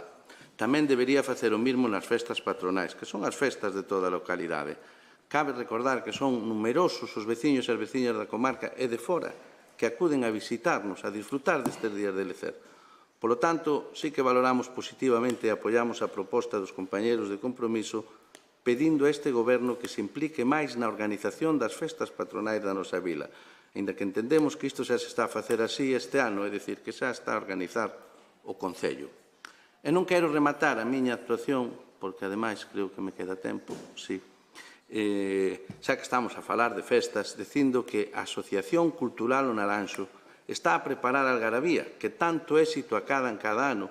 A día de hoxe, despois de falar con eles, non nos costa ningunha axuda económica a este colectivo por parte do Concello, pero sí que inclúen a algarabía no programa cultural do Concello. Con ou sin axuda por parte deste Goberno, esta asociación organizará a súa algarabía para disfrute de moitos veciños e veciñas. E gustaríame destacar o comportamento exemplar dos membros da Asociación Cultural O Naranxo que, dende que rematan a actuación, recollen todo para deixalo en perfecto estado. E non todos os festexos e concertos rematan así. Nada máis, moitas grazas. Gracias, Mario. Turno para o concelleiro de festas, Pepe Primo. Bos días. Bueno, pois xa adianto que nós vamos votar en contra desta moción e vou explicar por qué. Miren, en primeiro lugar vamos votar en contra porque nós, para facer este ano as festas de Lalín, tivemos unha reunión con un grupo de hostelería da Asociación de Empresarios, no cal xa algún hostelero decidiu que por ano se encargaría ao mellor das festas. Eu creo que si é certo que o Concello, e ben o fixemos nestes anos, porque no 2021, cando era un tema post-pandemia, que o Concello de Lalín fixa as festas, organizounos xa o Concello. Este ano non había quen fixera as festas e organizounos tamén o Concello. Eu creo que o Concello ten que ser flexible porque todos sabemos os problemas que hai cas festas de Lalín. As festas de Lalín son para o pobo, generan un beneficio, pero sempre pensan moitos que lle perjudique a eles. É dicir, sabedes que hai o tema de onde van as orquestas, onde se fai isto, onde se fai outro. Entón, eu creo que isto ten que quedar aberto para que se algún colectivo ou algunha iniciativa quere facer as festas da mellor maneira e pensa que movendo-as de sitio se van lucrar máis, pois tamén podes deixarllas facer a eles. Non vetar a xente de que non organiza as festas. No momento eso, que non hai que organizar festas, o normal é que o Concello faga as festas. Contestar ao Bloque Nacionalista Galego que de que unha persoa estea vestida de policía local, iso copiouse da publicación do libro do cocido, da Feira do Cocido. Iso é para o libro, e non vai pedir polas casas ni nada, só vai aos negocios informarlle de quen quere participar no libro que xa está aberto desde o luns. Bueno, é verdadeiro. Bueno, eu deixei-te falar cando ti falaches. Non vai polas casas e aparte hai outra... Por favor. Claro, efectivamente, para o libro. Para o libro. Pero é como que se fai tamén no do cocido. Fai o favor de... A ver, por favor, señor Vilariño, deixe falar ao concelleiro. Pero non está pedindo aos veciños, dixecho aos veciños, Paco. Non interrumpa, porque senón... Claro, senón me queda o tempo. Vale, entonces, o que se está facendo é eso. Aparte, sabedes que o ano pasado houve xente que foi pedir en nombre da Comisión polos Negocios. Para que non pase eso, decidiuse que fora que máis ten que vai con uniforme que sin uniforme. Eu non lle vexo o contrario. Outra cousa, Mario, hai que se informar un pouco máis do valor das festas. As festas teñen destinadas 107.000 euros, 50.000 da aportación municipal e os 57 contrarios que vai do plan Concellos. Non. Como parroquias. El dixo festas... Ostra, macho, tens que saber o que dicías cando dices aos plenos, porque senón é que non vos dou contestado. A ver, Mario, equivocouse Mario. Pero, por favor, equivocouse Mario, non pasa nada. Aclarado. Vale, porque falaba de 5.000 euros. Que se pasa o tempo, por favor. Vale, perdón. Bueno, eso é como vamos a facer a partir de ahora, tan pronto que acaben estas festas. Se hai alguén que queira facer as festas, pois farás a asociación que queira, e senón, pois iremos facendo desde o Concello. Gracias. Gracias, Pepe. Rafa, tes a palabra. Sí, non iba a facer, pero só aclarar yo BNG que Compromiso non ten ningún tipo de amnesia con este tema e que eu non revelo conversas privadas, porque sabe que me dirixín a vostede preguntándolle se o presentara algunha vez o BNG, díxome que sí, e dixenlle, vale, pero non temos amnesia. Quero dicir, se lle pregunto, me di que sí, tramolo pleno, constatando que é unha cousa que evidentemente trauxo mos veces o BNG. Amnesia é outra cousa. Eu sinto que voten en contra, porque eu creo que debería facerse dende o Concello, pero tamén entendo que é unha cuestión menor coa que, dende logo, non se van a levantar barricadas en la línea de enfrontamento con vostedes. Nada máis. Gracias, Rafa. Ben, dicir que o sobre das festas que hai moita literatura e moita casuística, pero a realidade é que as festas son malas de facer. E o que as fai, pois, é un marrón pa elas, sexa o concelleiro ou sexa unha comisión. En todo caso, aínda que as faga unha comisión, o concelleiro sempre está detrás, porque as festas patronais de Lalín, a comisión sola non as daría feito. Por lo tanto, é unha labor conxunta entre o Concello e, neste caso, unha asociación. O motivo de que votamos en contra non é que non vexamos, Rafael, que non sexa bo que fexara as festas do Concello. O problema é que, como decía o concelleiro, pois moitas veces hai críticas porque fainas o Concello dunha maneira ou doutra e eles farían de outra. Pois moi ben, se hai que as faga, pois que as fagan. Por exemplo, na última reunión que tuvemos cos hosteleiros, pois tuvemos unha reunión que estuvo Pepe Prima máis eu, e creemos que as comisións de festas, porque, mire, eu recordo que as comisións de festas de Melide, as grandes festas, digamos, deste rural tal, son comisións, non é o Concello, as grandes festas son comisións de hosteleiros. Entón, eu recordeillo tamén, e dixéronme, bueno, este ano non nos dá moito tempo que os organiza o Concello, po ano organizámolas nós. Entón, po ano, en teoría, se non se volven atrás, xa temos que organizar festas de Lalín. E as festas de Lalín eu creo que é bo que se hai que nas queira organizar, de motu propio, que as organice non porque nos libren traballo ao Concello, que nos dan o mesmo traballo prácticamente, senón porque de algún xeito pois é unha forma de que fagan o que eles creen que pode ser algo novedoso. Ben co fuego, como fixeron algún ano, ben cambiando a ubicación das orquestas, as distintas atraccións, etc., independentemente de que o que son as atraccións de feira teñen que estar aquí na zona do Regueiriño, que non hai outro sitio onde poñelas, porque en algún momento querían poñelas no campo da Feira Vello, pero no campo da Feira Vello non collen, ben se sabe. Por lo tanto, farémolas o mellor posible, pero se hai unha comisión que as queira facer, nos encantados de que as fagan. No seu momento falábase de fazer o Concello, incluso porque hai xente que non daba nada para festas, de poñer unha cuota ligada ao recibo da auga, ao recibo tal, pero é ilegal, polo tanto non se pode. Senón sería o mellor. Dicir, oi, aquí hai tanto presuposto, facémoslo desde o Concello, pero é que así todo o que dan a xente pérdese, porque nós non podemos pedir como pode pedir unha comisión. Ese é o motivo de ter a comisión, porque para que poidan pedir que o Concello non pode pedir. Por tanto, queda aclarado que o Guardia non lle está pedindo ninguna cota a ninguén, senón que simplemente van facer o libro das festas, o libro das festas dos Dolores, o que pon ali un anuncio, pago, pero é voluntario, non. É totalmente distinto. Ben, vamos a votar.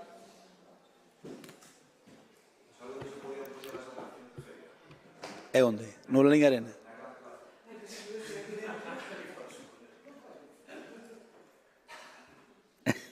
Bueno. Faltame un voto, non sei quen me falta aí. Non. Votos emitidos 20, a favor 8, de compromiso do PSOE e do Bloque, e en contra o Grupo de Goberno queda rexeitada.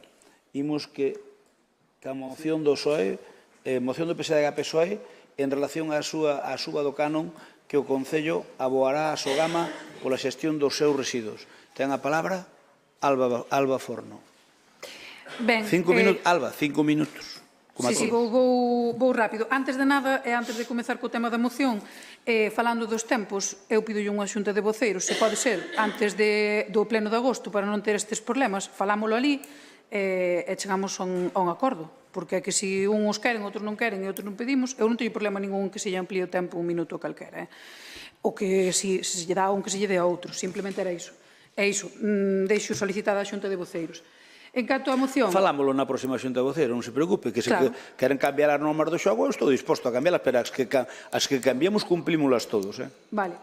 O que non pode ser é que as cumplen uns e outros non. Un esforzase en concentrar o debate para poder dicir en 3 minutos, e outro dice, non, eu voto 6 ou 7 ou 8, claro, así non é, iso non é reglas de xogo que valgan. Veña, que me quedan 4. Non, pero douche, non te preocupes, douche un minuto máis. Ben, Sogama é a sociedade xestora, como todos sabemos, de residuos de Galicia, xestora nos residuos de preto de 300 concellos galegos. No ano 2019 estableceron unha bonificación dun 10% para aqueles concellos que reduciran o volume de lixo e de envases lixeiros e, por tanto, repercutíase tamén esta bonificación nos recibos dos veciños e veciñas. No 2023 deuse a coñecer a intención de Sogama de suprimir esta bonificación, justificando o aumento de custos de luz, de gas, etc. das instalacións, pero, gracias á presión social e incluso tamén á presión dos concellos e das administracións, recuaron e sustituíron esta medida por unha bonificación dun 15% condicionada á implantación do contenedor marrón.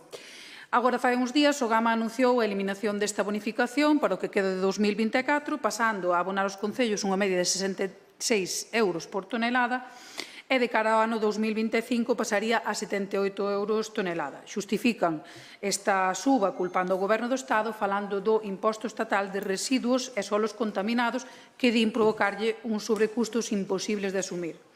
A realidade é que esta lei é unha transposición dunha directiva europea que non fai outra cousa que gravar a incineración e o depósito en vertedoiro por ser as formas menos recomendables para a xestión dos residuos. Hai que recordar que Sogama incinera un 60% e un 21% vai a vertedoiro, cousa que os obriga a asumir o imposto por non adaptarse aos tempos, por non mudar a forma de xestionar os residuos.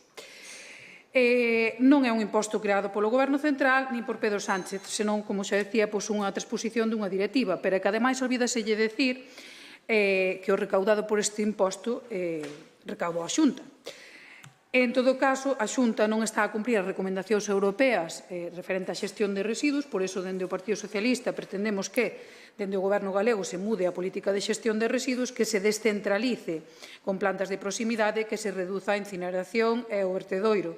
Pedimos, ademais, que se manteñan as bonificacións e o canon actual imposto aos concellos e solicitamos que non se faga uso do Fondo de Cooperación Local que debería ir destinado, como sempre foi, a investimentos nos concellos e facer uso disto para rebaixar os impostos ou para rebaixar o que temos que pagar a Sogama, sacaría o do outro lado.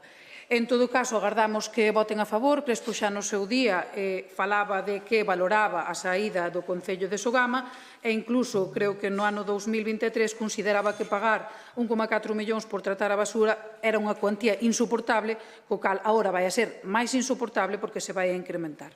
E remato esta primeira intervención. Gracias. Ves que mucho sobrou indo a tempo? Pois un rapidísimo.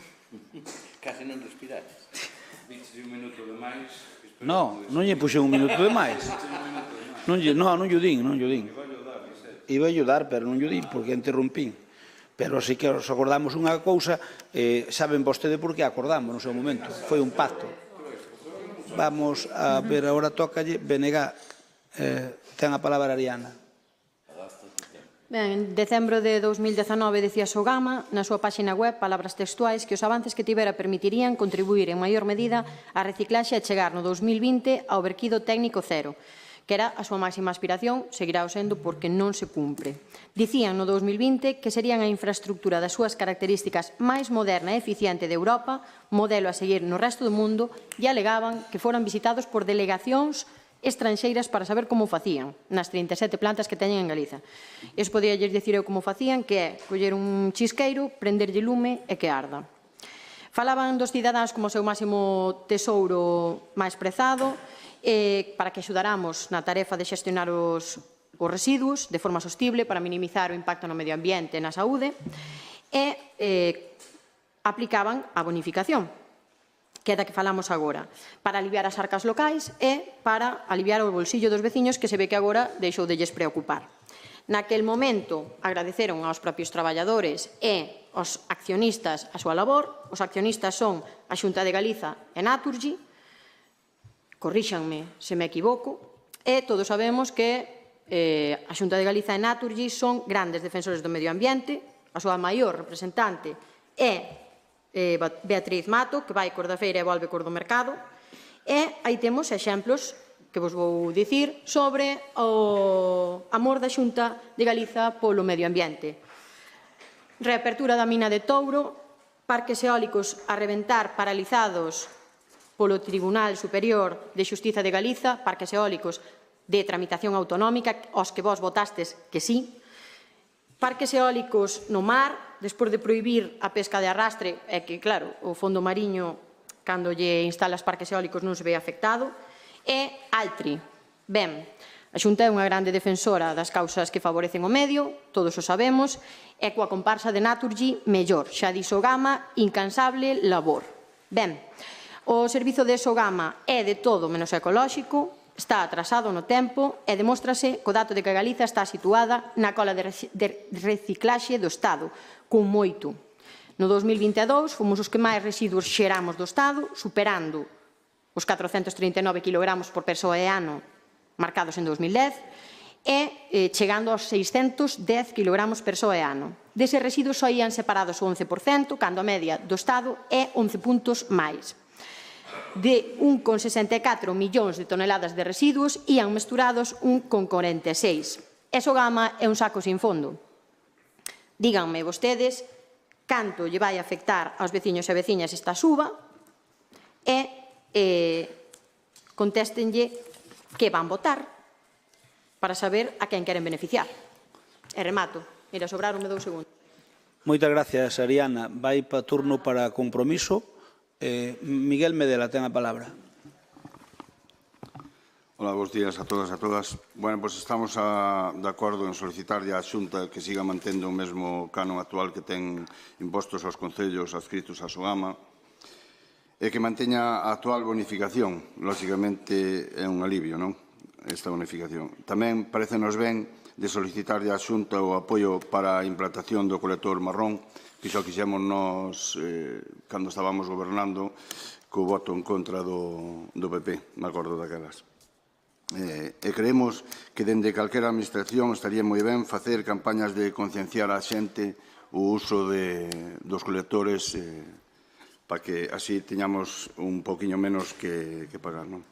Nada, estamos a favor da moción. Gracias, Miguel Medela. Ten a palabra a concelleira delegada de Medio Ambiente, Raquel Lorenzo. Teres 3 minutos, Raquel. Sí. Ben, bons días a todos e a todas. Bueno, esta é unha moción de partido a nivel Galicia, na que vostedes, como sempre, tendan darlle a volta ao máis obvio, e como fai sempre o PSOE, que a culpa sexa de outros. Vémolo todos os días, tanto onde gobernan, que cando non poden facer unha cousa, pois é culpa do PP, ou como na oposición, na que a culpa é de quen goberna. Pois miren, vostedes gobernan en Madrid, recórdolle, e ali tómanse decisións que afectan tanto as comunidades, os concellos e hasta o último dos veciños. Señora Forno, no último ano e medio a empresa pública Sogama asumiu un sobrecoste de 39 euros por tonelada na xestión dos residuos que recibe esta planta. Un incremento que ten como único responsable ao Goberno Central, porque vostede falou de que se subía un só imposto. Pero mire, voulle dicir os tres que se suben. Súbese o imposto estatal sobre o vertido e a incineración. Súbese a orde ministerial que elimina a retribución que recibía pola planta que estaba recibindo a termoeléctrica de Cerdeda. E súbese o imposto estatal de produción de enerxía. 39 euros por tonelada de incremento de precio e solo polas súas decisións políticas. Vostedes toman decisións, prodúcense unha serie de efectos colaterais e despois somos os demais os culpables e os que temos que buscar solucións. Son as súas decisións no Goberno de España, co tema enerxético e de política de residuos, produciron unha suba de prezos de máis de 21 millóns de euros en Sogama. Tampouco din na súa moción que existe unha transposición, que, bueno, sí que é verdad que despois usted o comentou, unha transposición europea de obrigado cumprimento que obliga a aquelas administracións, empresas, autónomos e cidadáns que contaminan que sexan os que paguen. É fácil, o que contamina, paga. Se queren que non se incrementen os custes de recollida de lixo, díganlle ao seu goberno de Madrid que deixe de andar facendo experimentos cos impostos estatais, e seguro que así pois evitamos que se suba o recibo aos concellos, empresas ou veciños. Miren, imos votarlles en contra da moción por dúas cousas. Primeiro, porque quen tiña que tomar as medidas foi o Goberno Central e non mideu as consecuencias do que facía. E segundo, porque a propia transposición europea, como xa dixen antes, deixa moi claro que a volta duns meses vai ser obrigado que cada un pague polo que contamina. O que non deberían é tomarse medidas fiscais que incrementen os prezos, como fixo o goberno do señor Sánchez. E, por certo, aínda con todo, gracias ao esforzo que fai a Xunta, a que vostedes queren culpar de todos os males habidos e por haber, a contía a abonar polos concellos segue sendo moi inferior á real, que sería de 120 euros por tonelada. No que sí que podemos coincidir, me parece, é que temos que poñernos as pilas, todos, políticos e veciños, e que temos que... Gracias. Raquel, ten a palabra Alba. Bueno, eu o de botar balóns fora non somos nós precisamente os expertos aquí, que sempre son vostedes os que cargan contra o Goberno Central, aínda que, como neste caso, é, como xa dixen, un imposto derivado dunha transposición dunha directiva europea. Non é unha decisión nin de Pedro Sánchez nin do Goberno Central, porque en Europa prímase a reducción e reciclaxe, todo o que non se está a facer aquí. Motivo polo que teñen que pagar e asumir ese imposto, por non adaptarse, por non modernizarse e por seguir coa súa xestión obsoleta como pouco. Nesa directiva o que se fai é gravar a incineración e o depósito en vertedoiro. Se Sogama se adaptara e buscara outras vías e non estivera incinerando un 60% e un 21% depositando en vertedoiro, probablemente non tivera que pagar ese imposto. Falaba vostede dese agravio que lle vai a supoñer a Sogama este imposto. Bueno, os datos que publicou a Xunta no ano 2023 é que Sogama subirá os ingresos en máis dun 80% respecto do ano anterior. A maior estarían os beneficios pola venda de residuos tratados e polo imposto aos concellos. E a pesar do sobrecusto que lle implicaría este novo imposto estatal, prevén, e isto non o digo eu, que son os datos que están na Xunta, uns beneficios duns 300.000 euros. Entonces, a ver como xustifican que yo teñen que repercutir aos concellos. Como xa decía antes, no ano 2023 a Xunta xa intentaba eliminar esta bonificación do 10% no carón do lixo, pero a conselleira escapouselle nunha comparecencia parlamentaria que despois das presións do Concello tuveron que recuar. Anunciaron despois unha suba do 15% e agora volven outra vez coa teima intentando sacar unha bonificación que ademais eu creo que está ben, porque o que fai é incentivar e concienciar sobre a reciclaxe e a reducción do lixo e pretenden poñer un cano único a todos os concellos aos que intentan reducir ese lixo, que é o que vostedes me imagino que intentarán facer, e aos que non, pois tamén van a pagar o mesmo. Entón, creo que non é correcto. Eu son consciente de que en Galicia estamos lonxe deses obxectivos estatais, deses obxectivos da Unión Europea neste eido, pero incluso estamos lonxe dos da Lei recente de residuos de Galicia, co cal non ten moito sentido sacar unha bonificación primando aos que intenten reducir o lixo. Por certo, falaba de que a veciñanza ten que colaborar, estou totalmente de acordo. Imos tarde na implantación do colector marrón, moi tarde. Por certo, vaticinou Crespo fai un ano, creo que, ou uns meses, que estaría implantado no Concello de Lalín ao longo deste ano, agardo que así sexa, e non entendo por que van a votar a favor, porque saíron estes días moitos concellos opoñéndose a esta subida do canon, falando dun sablazo, ademais cito literalmente, e incluso a FEGAM tamén se posicionou en contra. En todo caso, seguramente reducirán custos creando plantas de proximidade, tal e como prevían dende a Xunta fai máis dunha década, pero non se fixo moito neste sentido. Non nos parece correcto tampouco utilizar o Fondo de Cooperación Local para compensar esta subida, porque ao final tamén os concellos poden destinarse ese diñeiro que nos estaría respondiendo. Moitas gracias, Alba. Ben, a verdade é que é cando menos preocupante que o PSOE de Galicia propoña unha moción sistemática polo tema da suba de Sogama, cando o PSOE de Madrid, é dicir, o goberno, non se preocupa absolutamente nada de minimizar costos. Ao revés, porque eu creo que a planta de Sogama, que foi feita para solucionar un problema de todo Galicia, e o mínimo que tiña que o goberno central respetar que a enerxía eléctrica que produce que pudera funcionar como funcionou hasta agora. Pero simplemente foi o goberno central quen quixo, entre comillas, meterlle un sablazo a Sogama.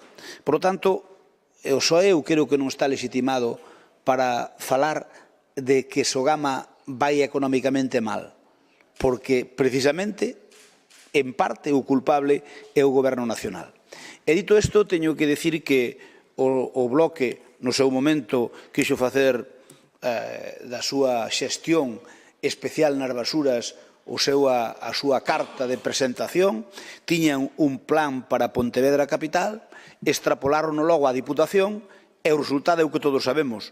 Por lo tanto, aquí todo o mundo ten a pedra filosofal para saber que é o que fai falta nos residuos, pero despois, cando chega a hora da verdad, e se pon os puntos encima das is, as cousas funcionan as que funcionan e non funcionan as que non funcionan. E o sistema do Bloque non funcionou, por lo tanto non engañen a ninguén. E logo, hai que pagar, o que contamina paga, e por suposto que hai unha transposición dunha directiva europea, por certo, impulsada polo Ministerio, para que as basuras se pague o 100% do custo o paguen os veciños. Por lo tanto, a nosa basura que ten un déficit grande, non só aí hai que sumar o de Sogama, mala recollida, etc. Por lo tanto, nós estamos tendo un déficit nestes momentos aproximadamente 400.000 euros e oblígannos precisamente a que se equilibren os custos. Por lo tanto, claro que ten que subir o recibo da basura na Lalín para equilibrar os custos, que ahora mesmo leva desde sempre nos leva dando un déficit importante. E agora non pode dalo, temos que estamos valorando os custos para poder chegar ca ordenanza aos custos que teñen ese servicio.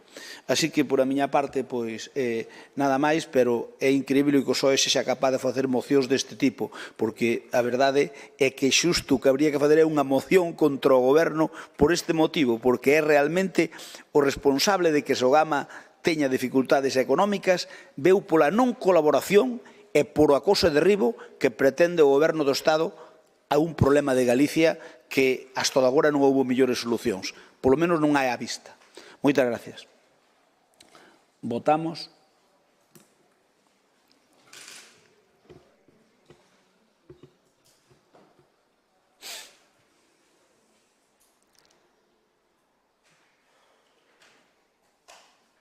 Votos emitidos 20, a favor 8 do Bloque do PSOE e de Compromiso, en contra 12 do Partido Popular, abstencións non hai, polo tanto queda rexeitada.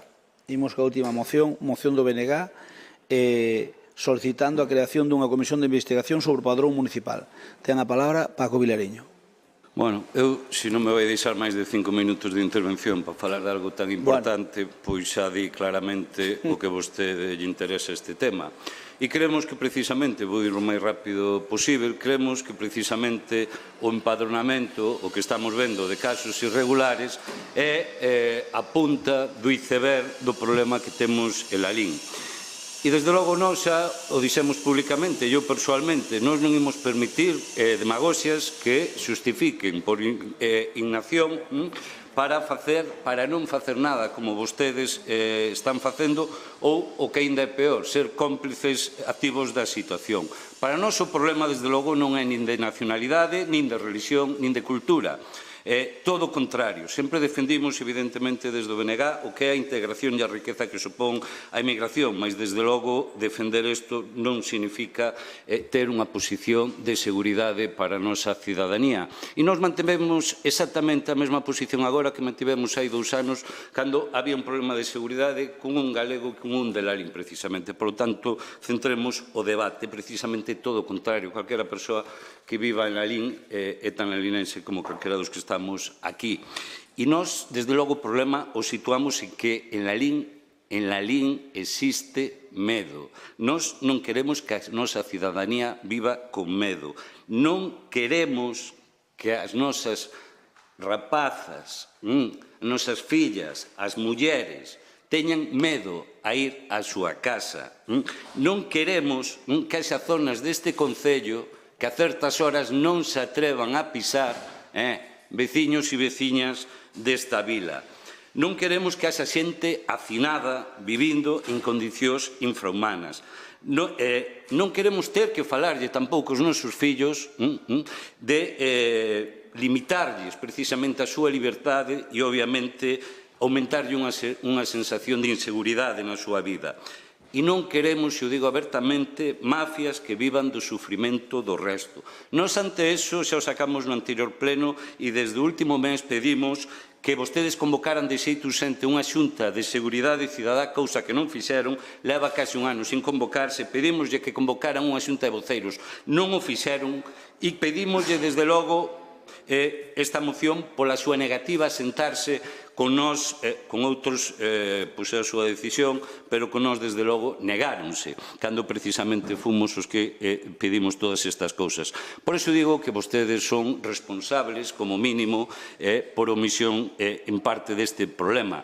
Que problema teñen vostedes en aprobar esta comisión? Que problema teñen vostedes en poder que nós podamos ter acceso á documentación necesaria para precisamente demostrar o que nos estamos defendendo? E claro, para vostede, eu entendo que o que lle diga o BNG, pois lle trae sin cuidado. Pero mire, que aquí hai asociacións exemplares, como son Carabelo, Mencero, Recicling, que desde logo non serán sospeitosas, ni moito menos de ser do BNG, que denunciaron o tema, e que dixeron cousas moi claras as que un alcalde e un goberno desde logo non as pode deixar pasar. Claro, a súa resposta é imposible solucionar un problema se quen ten unha parte de responsabilidade non actúa. Claro, vostedes ante iso, pois, bueno, me acusaron a min de miserable, de negar textualmente, non teño tempo, iba a ler todas as afirmacións de vostedes, negando que na Lalín existe un problema,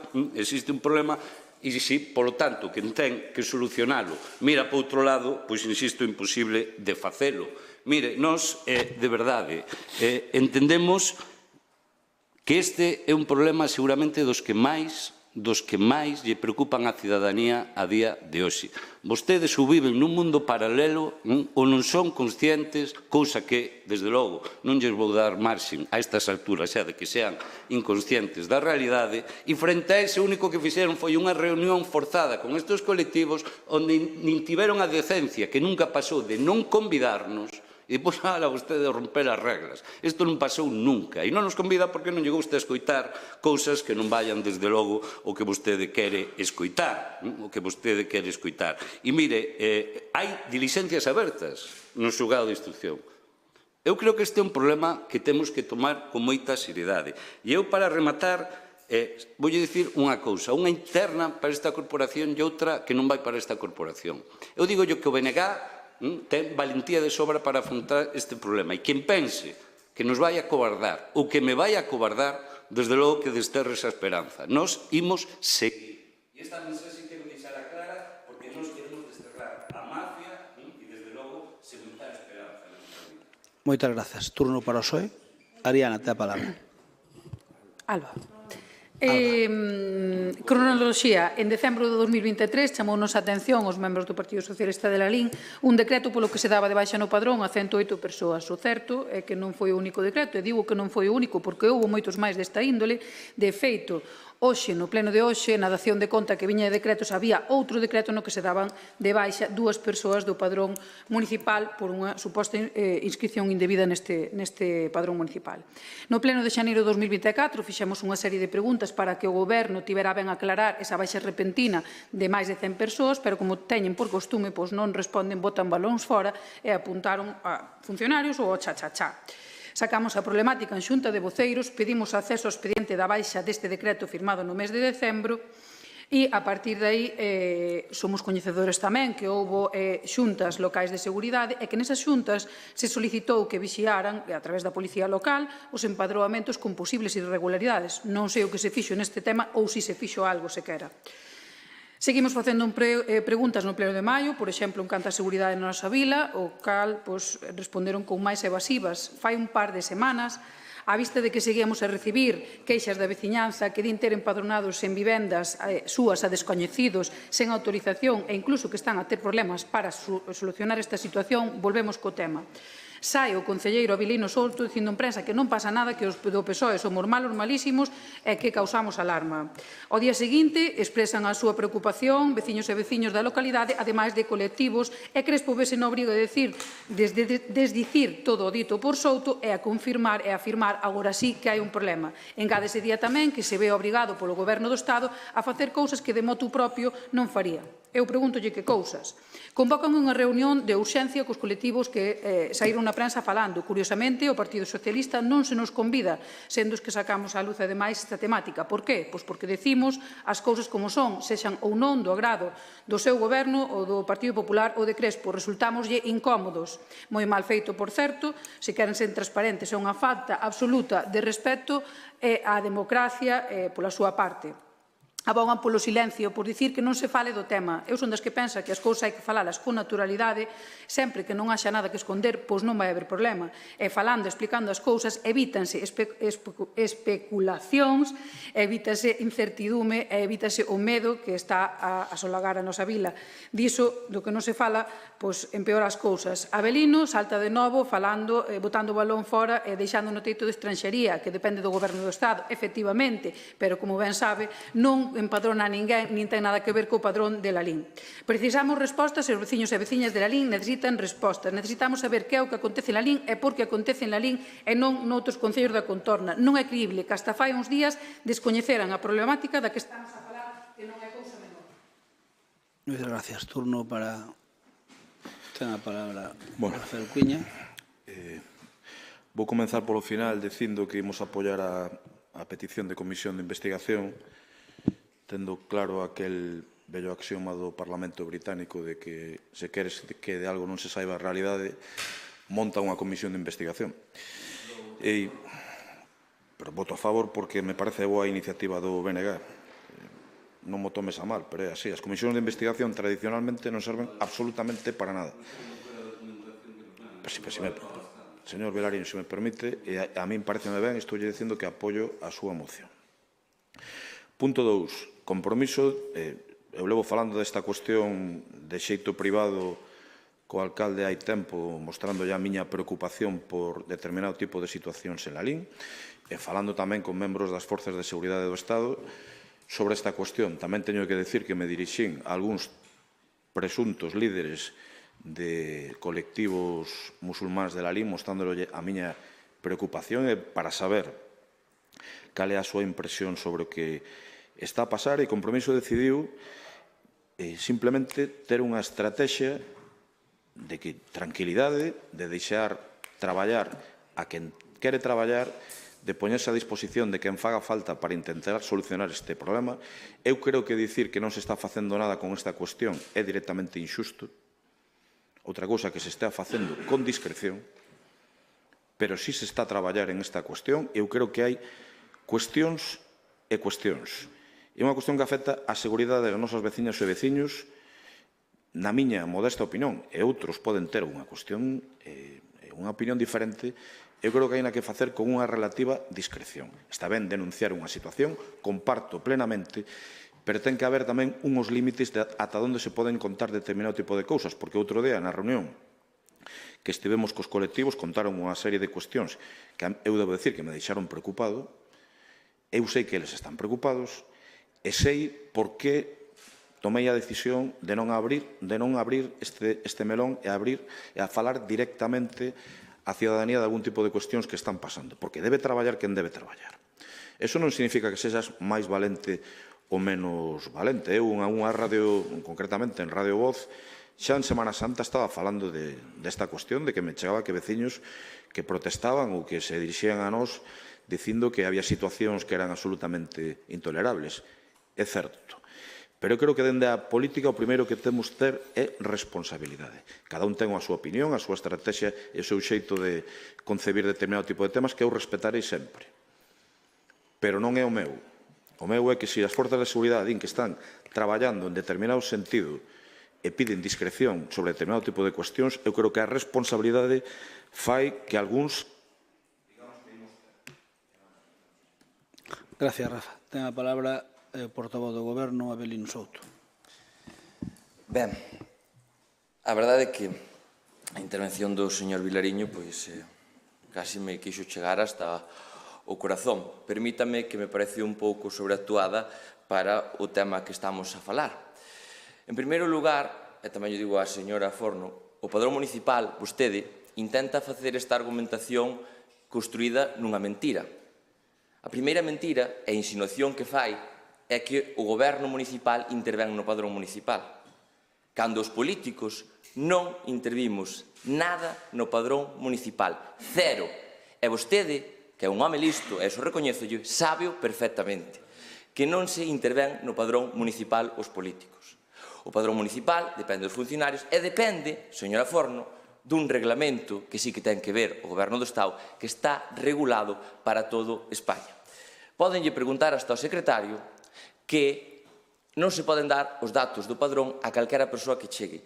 Non se lle poden dar os datos do padrón salvo que haxa unha investigación nin á policía local, a menos que haxa unha investigación xudicial. Senón non poden ter nin acceso á policía local. E ese é o reglamento que existe. Ten tanta preocupación, señor Vilariño, que eu situara a súa preocupación. Si ven un veciño onde a min contarme un problema que cree que no seu piso ten un problema de xente que se lle empadronou, eu non saco unha nota de prensa se realmente estou preocupado. Eu collo ese veciño e reteino a que o fixera polos canales oficiales e di que esta moción é un canal oficial. Non. Os canales oficiales son que eses veciños presenten por escrito neste Concello e que o secretario poida investigar con nombres e apellidos se hai incidencias ou non hai incidencias. Di vostede que está moi preocupado polo padrón. Falou menos dun minuto do padrón. O resto da súa intervención falou de estranxería, de medo, de mafias, de inseguridade. Pareceme moi peligroso mesturar todo o que está facendo simplemente por rédito político. Porque se realmente estuvera preocupado, a primeira acción que toma non é salir en notas de prensa. Non é facer con un tema tan serio e tan perigoso o escenario que acaba de facer. Di vostede que non actuamos. Mire, ser concelleiro e ser elexido polos veciños de Lalín é a maior honra que pode ter unha persoa. E iso conleva unha responsabilidade. E esa responsabilidade é tomar decisións. Non sempre hai que salir na prensa, non sempre hai que salir na foto.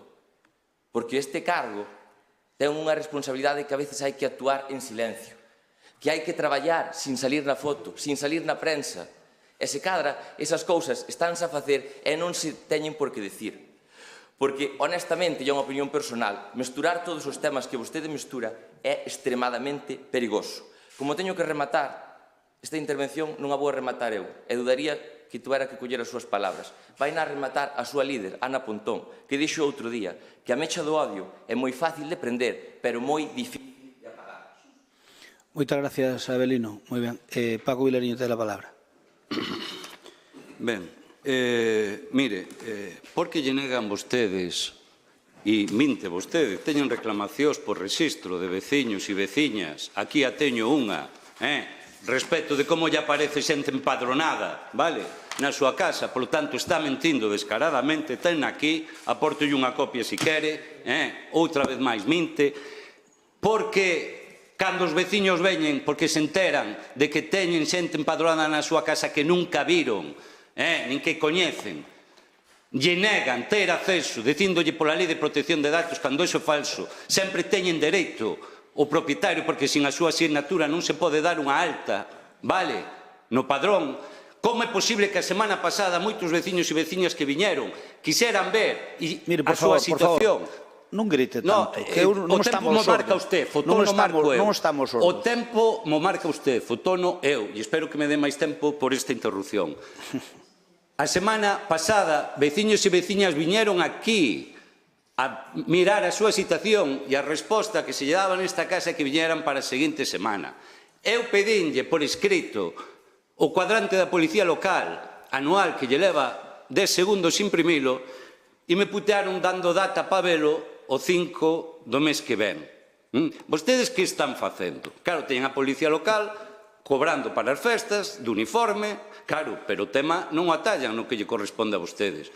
Eu non me creo que vostedes, desde logo, non saiban nada. E mire, o que non, e a que máis que a mí me deixa estupefacto é que deixemos as forzas de seguridade que fagan o seu traballo. Faltaría máis, e claro que o estarán facendo, pero, home, fagan vostedes o seu, fagan vostedes o seu, e non me xoguen a demagoxia de la responsabilidade. Eso é sinónimo de mirar para outro lado e permitir o que está pasando. Sobreactuar é que as nosas mozas e mulleres non se atrevan a ir de noite soas para casa. Eso sí que lles debía que era cara de vergonza. As mulleres que están aquí non teñen nada que dicir, nada. Eles non viven, elas non viven esa situación. Vostedes como son capaces de ter de noite a Policía Local que non exista moitas noites? Como é posible? Pregúntome eu. As forzas de seguridade farán a súa función, pero a que depende de vostedes, fagan a vostedes. Cousa que non están facendo en absoluto. E mire, eu só unha cuestión, estamos falando dun delito penal, porque estamos falando que no censo ten que existir falsificación de documento. Vale, falsificación de documento, ni máis ni menos. Estánlle dicindo a asociacións que teñen medo, asociacións con un traballo de 10, que teñen medo por facer ese traballo. Pero vostedes de verdade que poden estar impasibles ou dicindo eu son responsable e non falo deste tema. Moitas gracias. Se queren que lle aclare o secretario como funciona o padrón, no, quero dicir, no, dígolle porque... Dígolle si queren. Cando nós lle preguntamos ao secretario non lle deixa, e cando A ver, dígolle si queren. A ver, eu dígolle si queren como que lle explique... Bueno, mira, é igual, non se preocupen. Non se preocupen. Mire, é vostede un miserable, políticamente falando. E o PSOE vai a zaga. Sabe vostede perfectamente como funciona o padrón. E vostede quere agarrar e dicirnos que estamos facendo mal algo que non depende de nós. Pero, por favor, sexan un pouco serios. Sexan un pouco serios e non fagan demagoxia cas cousas de comer. Porque é moi fácil dicir que si convocamos, non fixemos unha convocatoria da Xunta Local de Seguridade. Oiga, señora Forno, eu pedinlle ao seu delegado unha convocatoria e contestoume que agora en agosto que non, que para setiembre a ver se podíamos facer. Eu, cando veu este problema, pedinlle por escrito, e máis, aparte de pedirlle por escrito, mandeille un WhatsApp personal, dicíndolle, mira, está ocorrendo isto na LIN, creo que era bo ter unha Xunta Local de Seguridade. E contestoume dicindo que non o vía necesario e que a ver se que falábamos para setiembre. Ese é o que me dixo por escrito. Por lo tanto, non é algo que lle diga eu que pode... Pero o que non se pode facer é a demagoxia que fai o Bloque e a demagoxia que fan vostedes, porque vostedes son os irresponsables políticos, tanto o Bloque como o PSOE, porque o padrón non depende do órgano de goberno, o padrón non depende do alcalde, o padrón non depende de ningún concelleiro, o padrón depende da Secretaría General do Concello, que ten unha norma de funcionamento e que aquí, cando alguén cree que hai unha anomalía no padrón, ven aquí, ten que facer unha reclamación por escrito, porque así o di a norma, o secretario fai unha investigación e contéstalle se hai ou non hai empadronados na súa casa. Porque obviamente non nos pode haber. E se hai unha anomalía, o que ten que fazer o secretario é, en vista desa anomalía, pois mandalo ao xulgado.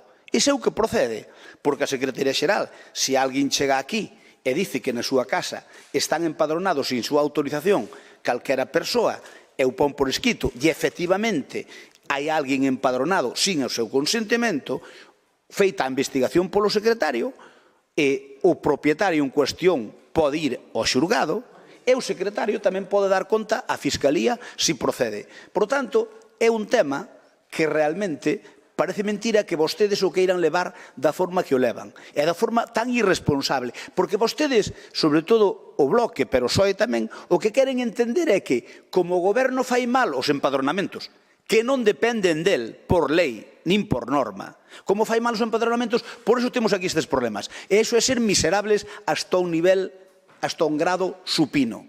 Porque parece mentira. Parece mentira porque vos saben perfectamente como funcionan. E mire, parte deste problema temos gracias a ter un goberno tan irresponsable como o Partido Socialista, donde as normas que temos que cumprir todos os concellos emanan dali, emanan das directrices que ten o goberno central e que cada día nos regala algunha nova. Por tanto, o gran problema deste país é a irresponsabilidade do goberno central. Ese é o gran problema deste país, no tema de estranxeiría.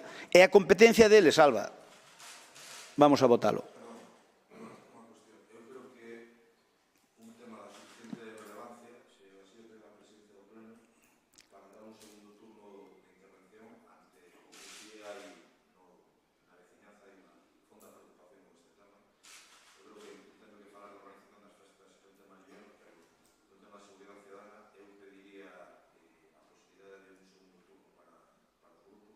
Alba. Que dis? Veña, tes a palabra. Espera. Sí, o Bloque non está. O Bloque non pode estar. A ver, espera. Tes a palabra, Alba. Ben, eu non vou ocupar o tempo todo, simplemente vou dicir que efectivamente é un problema que ten moita que os veciños os ten moi preocupados e non estou de acordo en que non haxe que falar das problemáticas e mantelas no oscurantismo.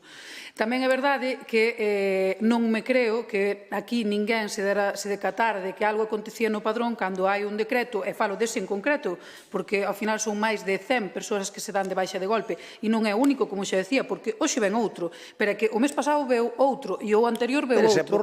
Entonces, hai en común cuestións que eu creo que o alcalde non debería ser alleo a elas, ou entonces é que eu non sei que control ten deste concello, ou vive nun mundo paralelo, ou se vostede é alcalde para o bo, ten que ser alcalde para estes problemas tamén.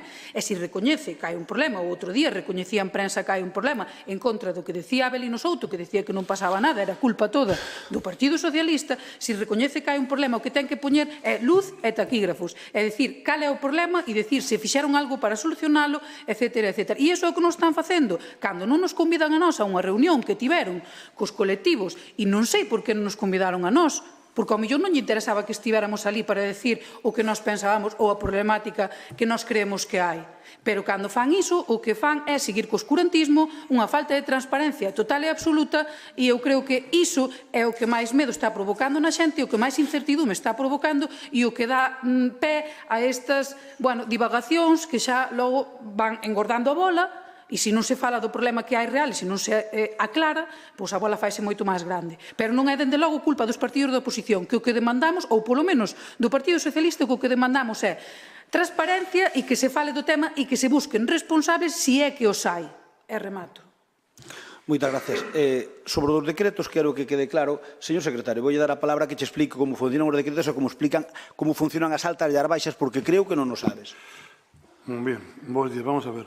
Os decretos aos que fai alusión Alba Forno son decretos que o Concello dicta periódicamente, en concreto a Alcaldía, porque se trata de dar de baixa aos ciudadanos extracomunitarios, en concreto xente que procede de Venezuela, de Colombia, de Marruecos, de Argelia, que cada 2 anos non han renovado o seu empadronamento.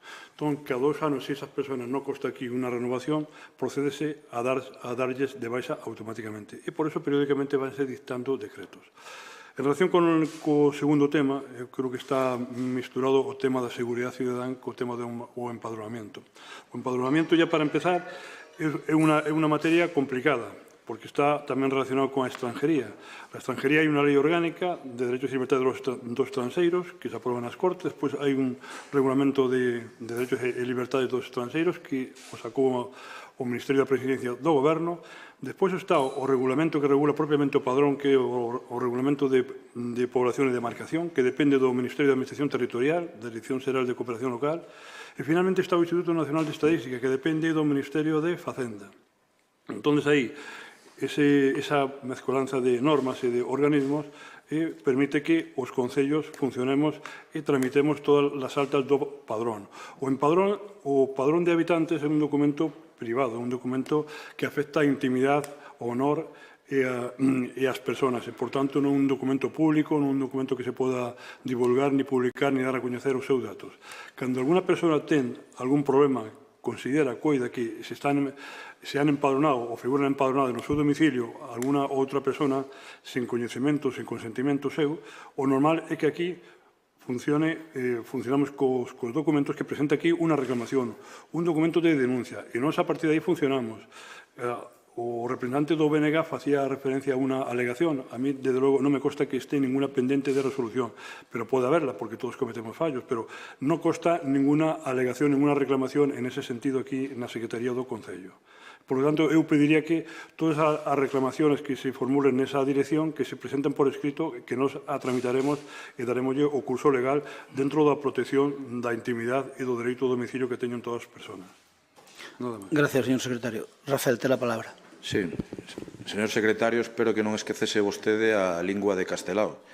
Digo porque fixo a intervención en un idioma cooficial, pero vostede domina perfectamente o galego. Mire,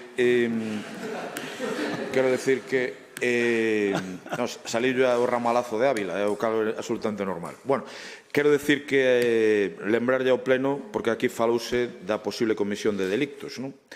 E que a lei de enjuiciamento criminal deixa ben claro que cando un cargo público teña constancia da posible comisión dun delito está obrigado por lei a denunciarlo. Despois quero facer dous recoñecementos. Non fago máis porque hai un grupo non presente, pero creo que o Partido Socialista en esta cuestión foi bastante constructivo e creo que fixo algún tipo de afirmacións que me parece absolutamente lógica e que eu podo suscribir. O sea, que creo que fixo unha posición constructiva a este tema. Pero tamén debo decir, seguramente por ter sido no seu momento alcalde deste concello, que hai cuestións que están por riba da disputa política. Isto non yo digo o PSDG, isto digo yo o Pleno. E que eu apoio absolutamente a actitude do alcalde de Lalín en este caso, en esta cuestión. E sei por que o digo. E quero que se entenda. E que somos o principal partido da oposición, pero que sempre estaremos da man de quen goberne en cuestións que afectan tan estruturalmente ao presente e ao futuro deste povo. E que pode haber que non o entenda. E así é a política.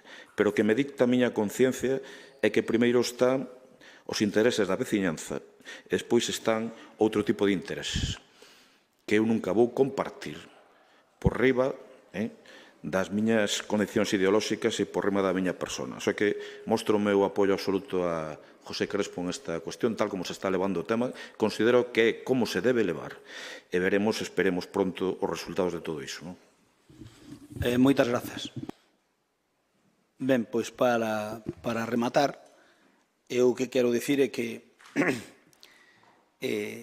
a min pareceume miserable a actitud do Bloque porque sabe perfectamente o señor Vilariño como funciona o padrón.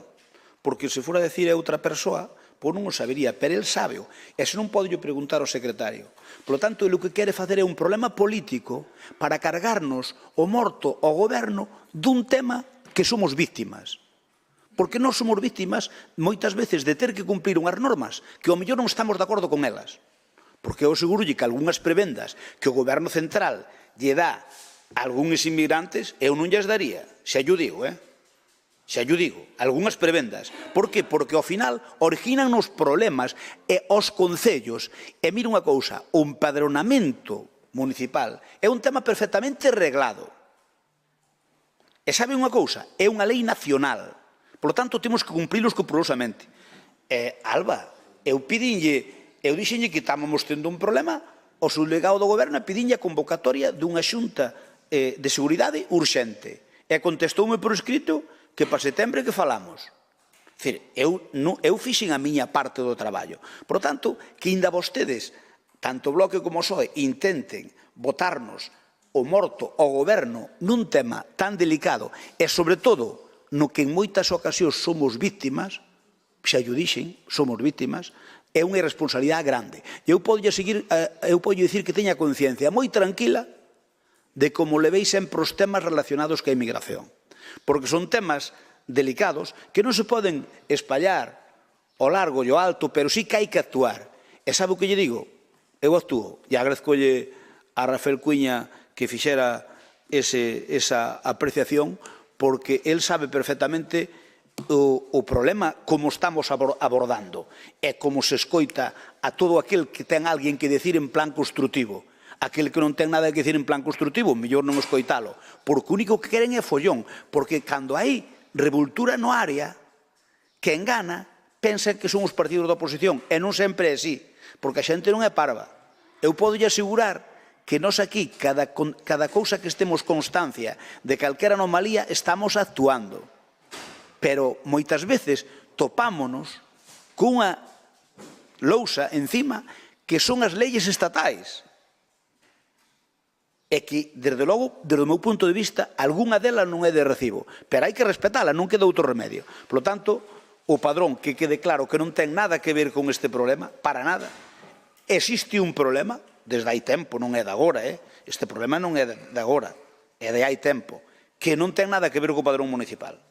Que haxan padronados ilegalmente, aseguro que en todos os concellos hainos, pero sabe unha cousa, o padrón non podes nin miralo, porque realmente non se pode actuar contra ele. Ti agora, se te queres empadronar en cos pedriños de arriba, podes te empadronar perfectamente, e non pasa nada, non lle tens que comunicar a ninguén.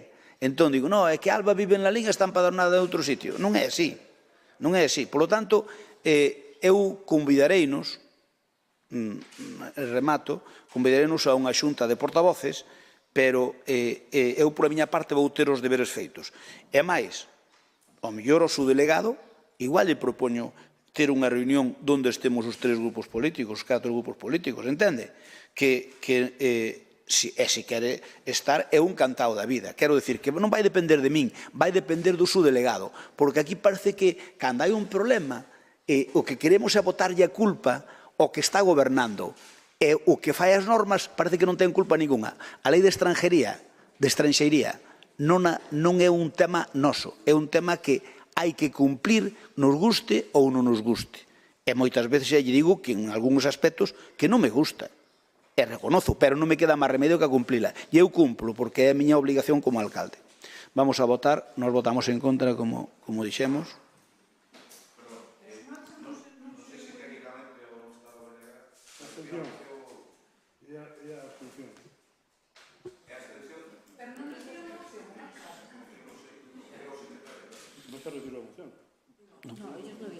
Ellos non dixeron nada. A mí, polo menos, me dixeron, non me comunicaron nada.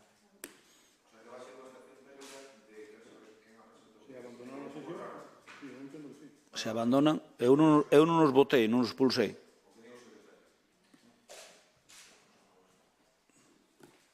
Vos non votades ou os cedros? Vale. Vale. Votos emitidos 18, a favor 6 do do PSOE e máis de Compromiso, en contra 12, queda rexeitada. Rogos e preguntas, empezamos con Anxo. Ten a palabra Anxo. Sí, bueno, vou facer un rogo, pero tamén me gustaría decir que creo que é un pouco injusto, porque eu creo que nós fomos moi responsables neste asunto do padrón, non o mezclamos con ningún outro asunto. Sí que é certo que nós, cando toca falar de seguridade, falamos de seguridade, que é o que ven este rogo. Porque eu preguntei hai 2 meses con cantos efectivos conta a Policía Municipal de Lalín, excluídos axentes en prácticas. E a súa resposta é: a plantilla da Policía Local é pública e coñecida. Ostras, eu non me atopei a tanta xente que coñeza con cantos efectivos conta a Policía Local de Lalín. Non é tanto a resposta, polo que se di, polo que di... Pero iso podo preguntar nun pleno calquera que te di. Cal é a plantilla da Policía Local agora mesmo, Pablo? Exactamente. Creo que son... A ver, temos xente de baixa. Pablo, que é o responsable, dice que non sabe. Vostedes, na súa resposta, din que a Policía Local é pública e coñecida. A min pareceme esta resposta, pareceme unha falta de respeto. Pareceme que non costaba nada decir canta policía hai e despois... Hai algúns de baixa, é o problema. Hai xente de baixa, entón figura, pero non pode utilizar o por servicio. É moi fácil responder, decir, mire, temos 11 policías, pois mire, temos 5, mire, o que sexa. Pero non preguntaches cantar baixa sabía, Vamos a ver, se vostedes me dicen con canta policía municipal aí en Lalín, eu xa me daría por satisfeito. As preguntas siguen, pero que todas as respostas, e xa fixen un robo unha vez, son o mismo. O sea, son unhas respostas de infantil. E iso non é de recibo. O sea, eu creo que non costa tanto responder ás preguntas que se fan neste pleno. Pareceme o máis democrático. Logo tamén falamos, o rogo é un pouco de rigor nas respostas. Un pouco non, todo o rigor do mundo nas respostas porque o merecemos, non? E logo, outro rogo. Ostras, hai un ano que lles dixemos que puxeran o cartón pluma que había neste hall de homenaxe a veciños de Lalín represaliados por causas políticas, porque ninguén merece ser represaliado polas súas ideas. E contestaron con evasivas, dixeron que estaban xestionando, non se sabe nada desa xestión. Ostras, un ano para solucionar eso, eu creo que dá un pouco de idea de como se moven vostedes, é dicir, da falta de non sei, bueno, está da falta de traballo, efectivamente, está o alcalde ocupado agora con unha chamada. Bueno, nada máis, son os rogos que tiña. Pero se vostede teño que consultar o xefe da Policía Local, un momento, e vostedes responden aquí que a plantilla da Policía Local é pública e coñecida, ostras, algo non encaixa. Se vostede mismo yo ten que preguntar o xefe da Policía Local. Este tipo de cuestións...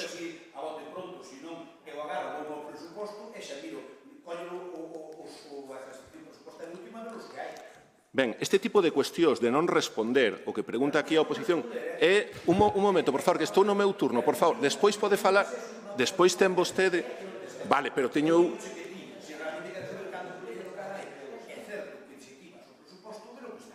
Pero así podeme decir vostedes, miren, hai 8 porque hai 2 de baixa, que era o que decía vostede, que hai que ter en conta as baixas e tal, non? Hai 10 policías en plantilla, bueno, cantos temos para este mes en Lalín, entonces? Isto é unha pregunta de seguridade, sin intento de ser tendenciosa, sin nada de nada, non? Bueno, e nada máis. Sí, eu rápido. Bueno, fai uns días saían nas páxinas das redes sociais do Concello as fotos relacionadas con unha viaxe que se fixo de mozos e mozas larinenses, Linden Saúda a Linden, algo que xa se ven facendo outros anos, ademais de outras iniciativas similares, non? E eu pregúntome onde saíron publicadas as bases para poder participar neste intercambio, por que non foi publicada no Facebook nin ningunha outra páxina do Concello esta información para que os mozos e mozas souberan deste intercambio e puderan solicitalo. Cantas solicitudes de participación houbo, cantos mozos e mozas quedaron fora e cal foi o criterio de adxudicación das prazas. E logo, preguntas que me fan dende Vilatuxe en relación á ampliación do auditorio de Vilatuxe e ao novo parque para os nenos e nenas. Non sei se poden informarnos dos tempos que manexan para esta obra. Eu xa acabo. Si, teño que... Sí, trasladamos as queixas de veciños e veciñas de aparcamentos indebidos de vehículos por riba da beirarrúa. Somos conscientes que é unha irresponsabilidade total por parte dos conductores, non? Entón, os peóns teñen que camiñar pola estrada co riesgo que conliva. Simplemente rogamos que se teñan en conta estas que... Areal. Pois é que son queixas dos veciños. Meten os coches, os camións de reparto, todo, sí. Entón, é unha responsabilidade dos conductores, evidentemente, somos os primeiros en reconocerlo, pero pois é eso, simplemente que o teñamos en conta para corrixir. Un pouco de disuasión por parte da policía, o que sexa. É que son moi anchas, evidentemente. Pero a xente si poden... Non, sempre nos mesmos sitios, se o coche se aparca así, encima da acera, queda toda a acera invadida. Sí, hai sitios máis estreitos. Bueno, eso. Evidentemente, xa o dixemos tamén, pero bueno, hai que terlo en conta. Nós non temos máis preguntas, non? Sí, no, eu son dous rogos. Un é no Pozo do Boi, o puente de madeira que hai ali, pois que vayan colocar ben as tablas, porque, a verdad, xa faltan varias, hai varias soltas, é un peligro, é un peligro para a xente que pasa por el. E despois tamén que vayan no Pozo do Boi, o puentiño de madeira, pois ten as tablas soltas, é un peligro, porque hai xente que pode tropezar e lastimarse. E despois tamén que vayan, porque tuven, a verdad, estou tendo varias queixas de como están os servicios e los limpiar máis a miúdo. Nada máis.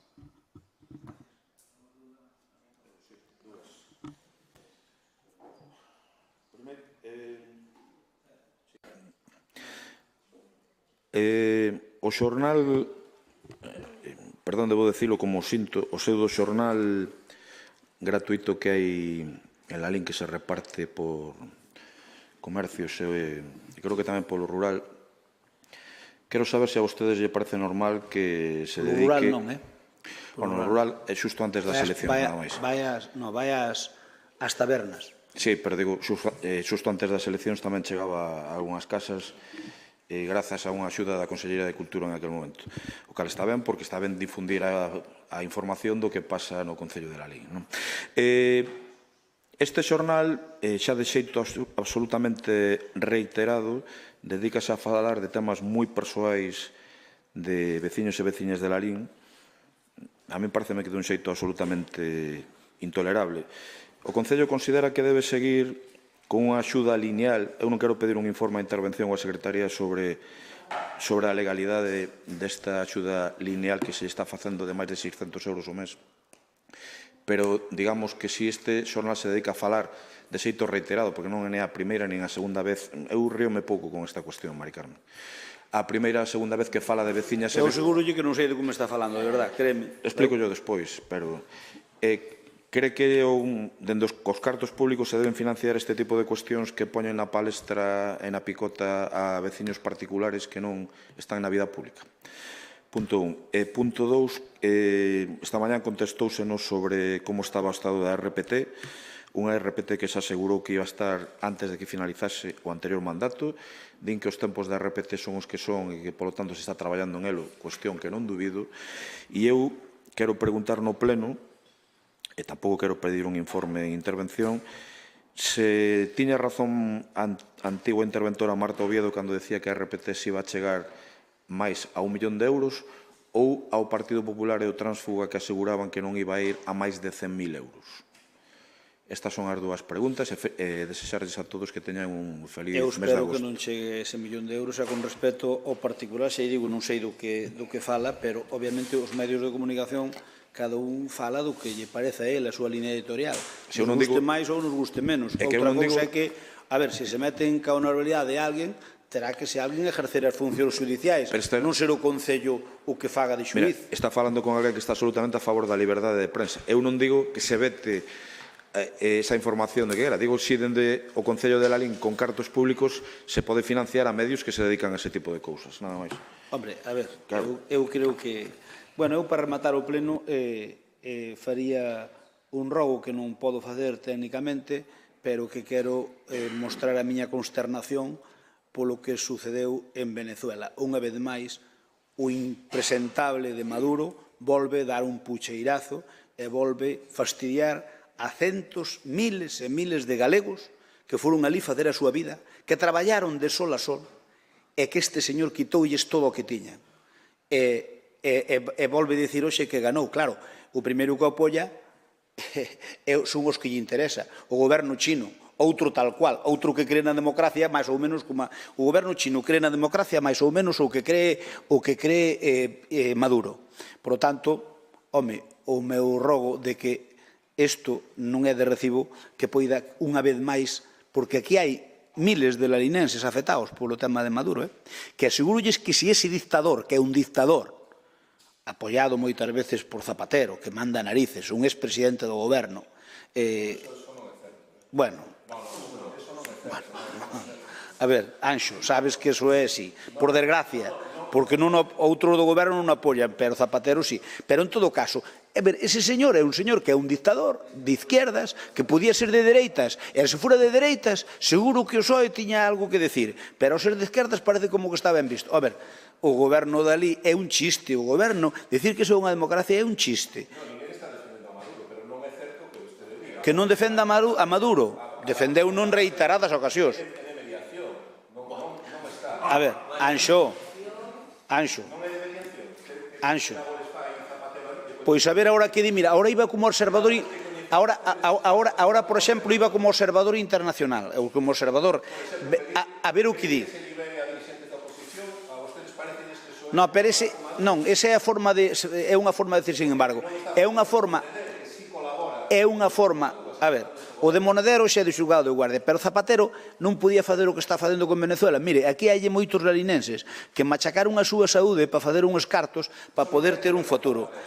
Non, iso non ten que ver con Zapatero, non, pero este señor síguelle furtando que eles poidan disfrutar do seu, do que sacharon eles, do que cultivaron eles. Por lo tanto, a Lalín estános prexudicando. Eu podo lle dicir, se vostede sale aquí en Lalín e fala con andando polas rúas é capaz de ver a 20 ou 30 venezolanos nun santiamén, pregúntelles se Maduro marchara de aí, ese dictador, se marchara de aí, como eles, moitos deles, volverían alá a disfrutar do seu país e a facer cousas. Eso, sin duda, eso é unha desgracia para o mundo, pero, sobre todo, é unha desgracia para España, porque xente que podía estar vivindo ali e facendo os seus quefaceres ali, están mal vivindo en España por culpa dese señor. Así que é unha triste noticia, é unha triste nova para España tamén, non só para Venezuela, que, por desgracia, pois, eso xa terá difícil arreglo, porque cando se pode dar un pucherazo desa maneira, e nen siquiera queren deixar baixar aos diputados do outro grupo, porque, oye, aos diputados do PP que iban ali que nos deixaron baixar do avión, que podían facer? Mirar o que se estaba facendo ali e dar a súa opinión, outra cousa non. Outra cousa non, é porque non nos deixar baixar. Non sei, iban votar? Non. Iban fazer algunha algarada por aí? Non. Simplemente iban mirar. Oiga, un país que non deixa nin mirar a diputados que non son do seu color, pois que veña Dios e que veña. En todo caso, unha mágoa para os venezolanos que están aquí en Lalín, unha mágoa para os venezolanos que están en Galicia e en España.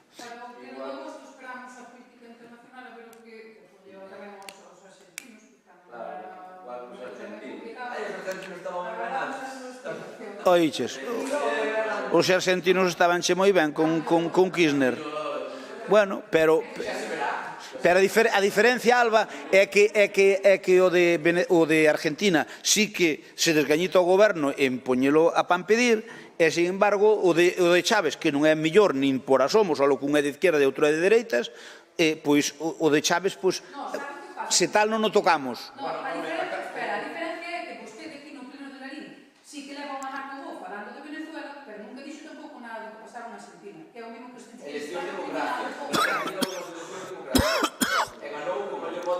Se non houbera ganado o kirchnerismo, quéreme dicir que Milei quedou un pucherazo. Non, que están gobernando os outros. Milei era oposición, nunca dou un pucherazo. Sin embargo, Chávez sí dá pucherazos constantemente. É unha vergonza. O de Chávez é unha vergonza. Pero que ten que ver eso? Que ten que ver? Eu que non apoio é que un impresentable como o señor Chávez sea presidente dun goberno e teña subyugada, teña metida debaixo do seu zapato, dese zapatazo que ten, a súa... Non, pero é que é o mesmo. Maduro é un sucedáneo de Chávez. O sea, Maduro é un sucedáneo de Chávez. Que máis dá? Falar de Chávez, do chavismo, de Maduro, que máis dá? Maduro Maduro é un sucedáneo de Chávez. Se eses diputados do Partido Popular solicitaran ir como observadores ás eleccións... Pero é que eles iban a nivel particular. Logo hubo... A nivel particular non poden vir aquí como señores de China a auditar as eleccións en España. Bueno, home, auditar non. Auditalas non, pero a nivel particular chega aquí un avión de China e baixase no aeropuerto e poden ir pa onde lle dé a gana, que era o que tiñan que facer eles. O PP non iba a auditar nada, o PP iba a estar ca xente que lle pideu estar ali, pero non iba a auditar nada que non tiña con que auditar. Non foi as declaracións que fixeron non foi esas. Unha protesta formal contra o goberno de Maduro e o apoio do derecho a hablar. Sí. Levantamos la sesión. Gracias. O pleno de agosto temos o 23, acordádevos?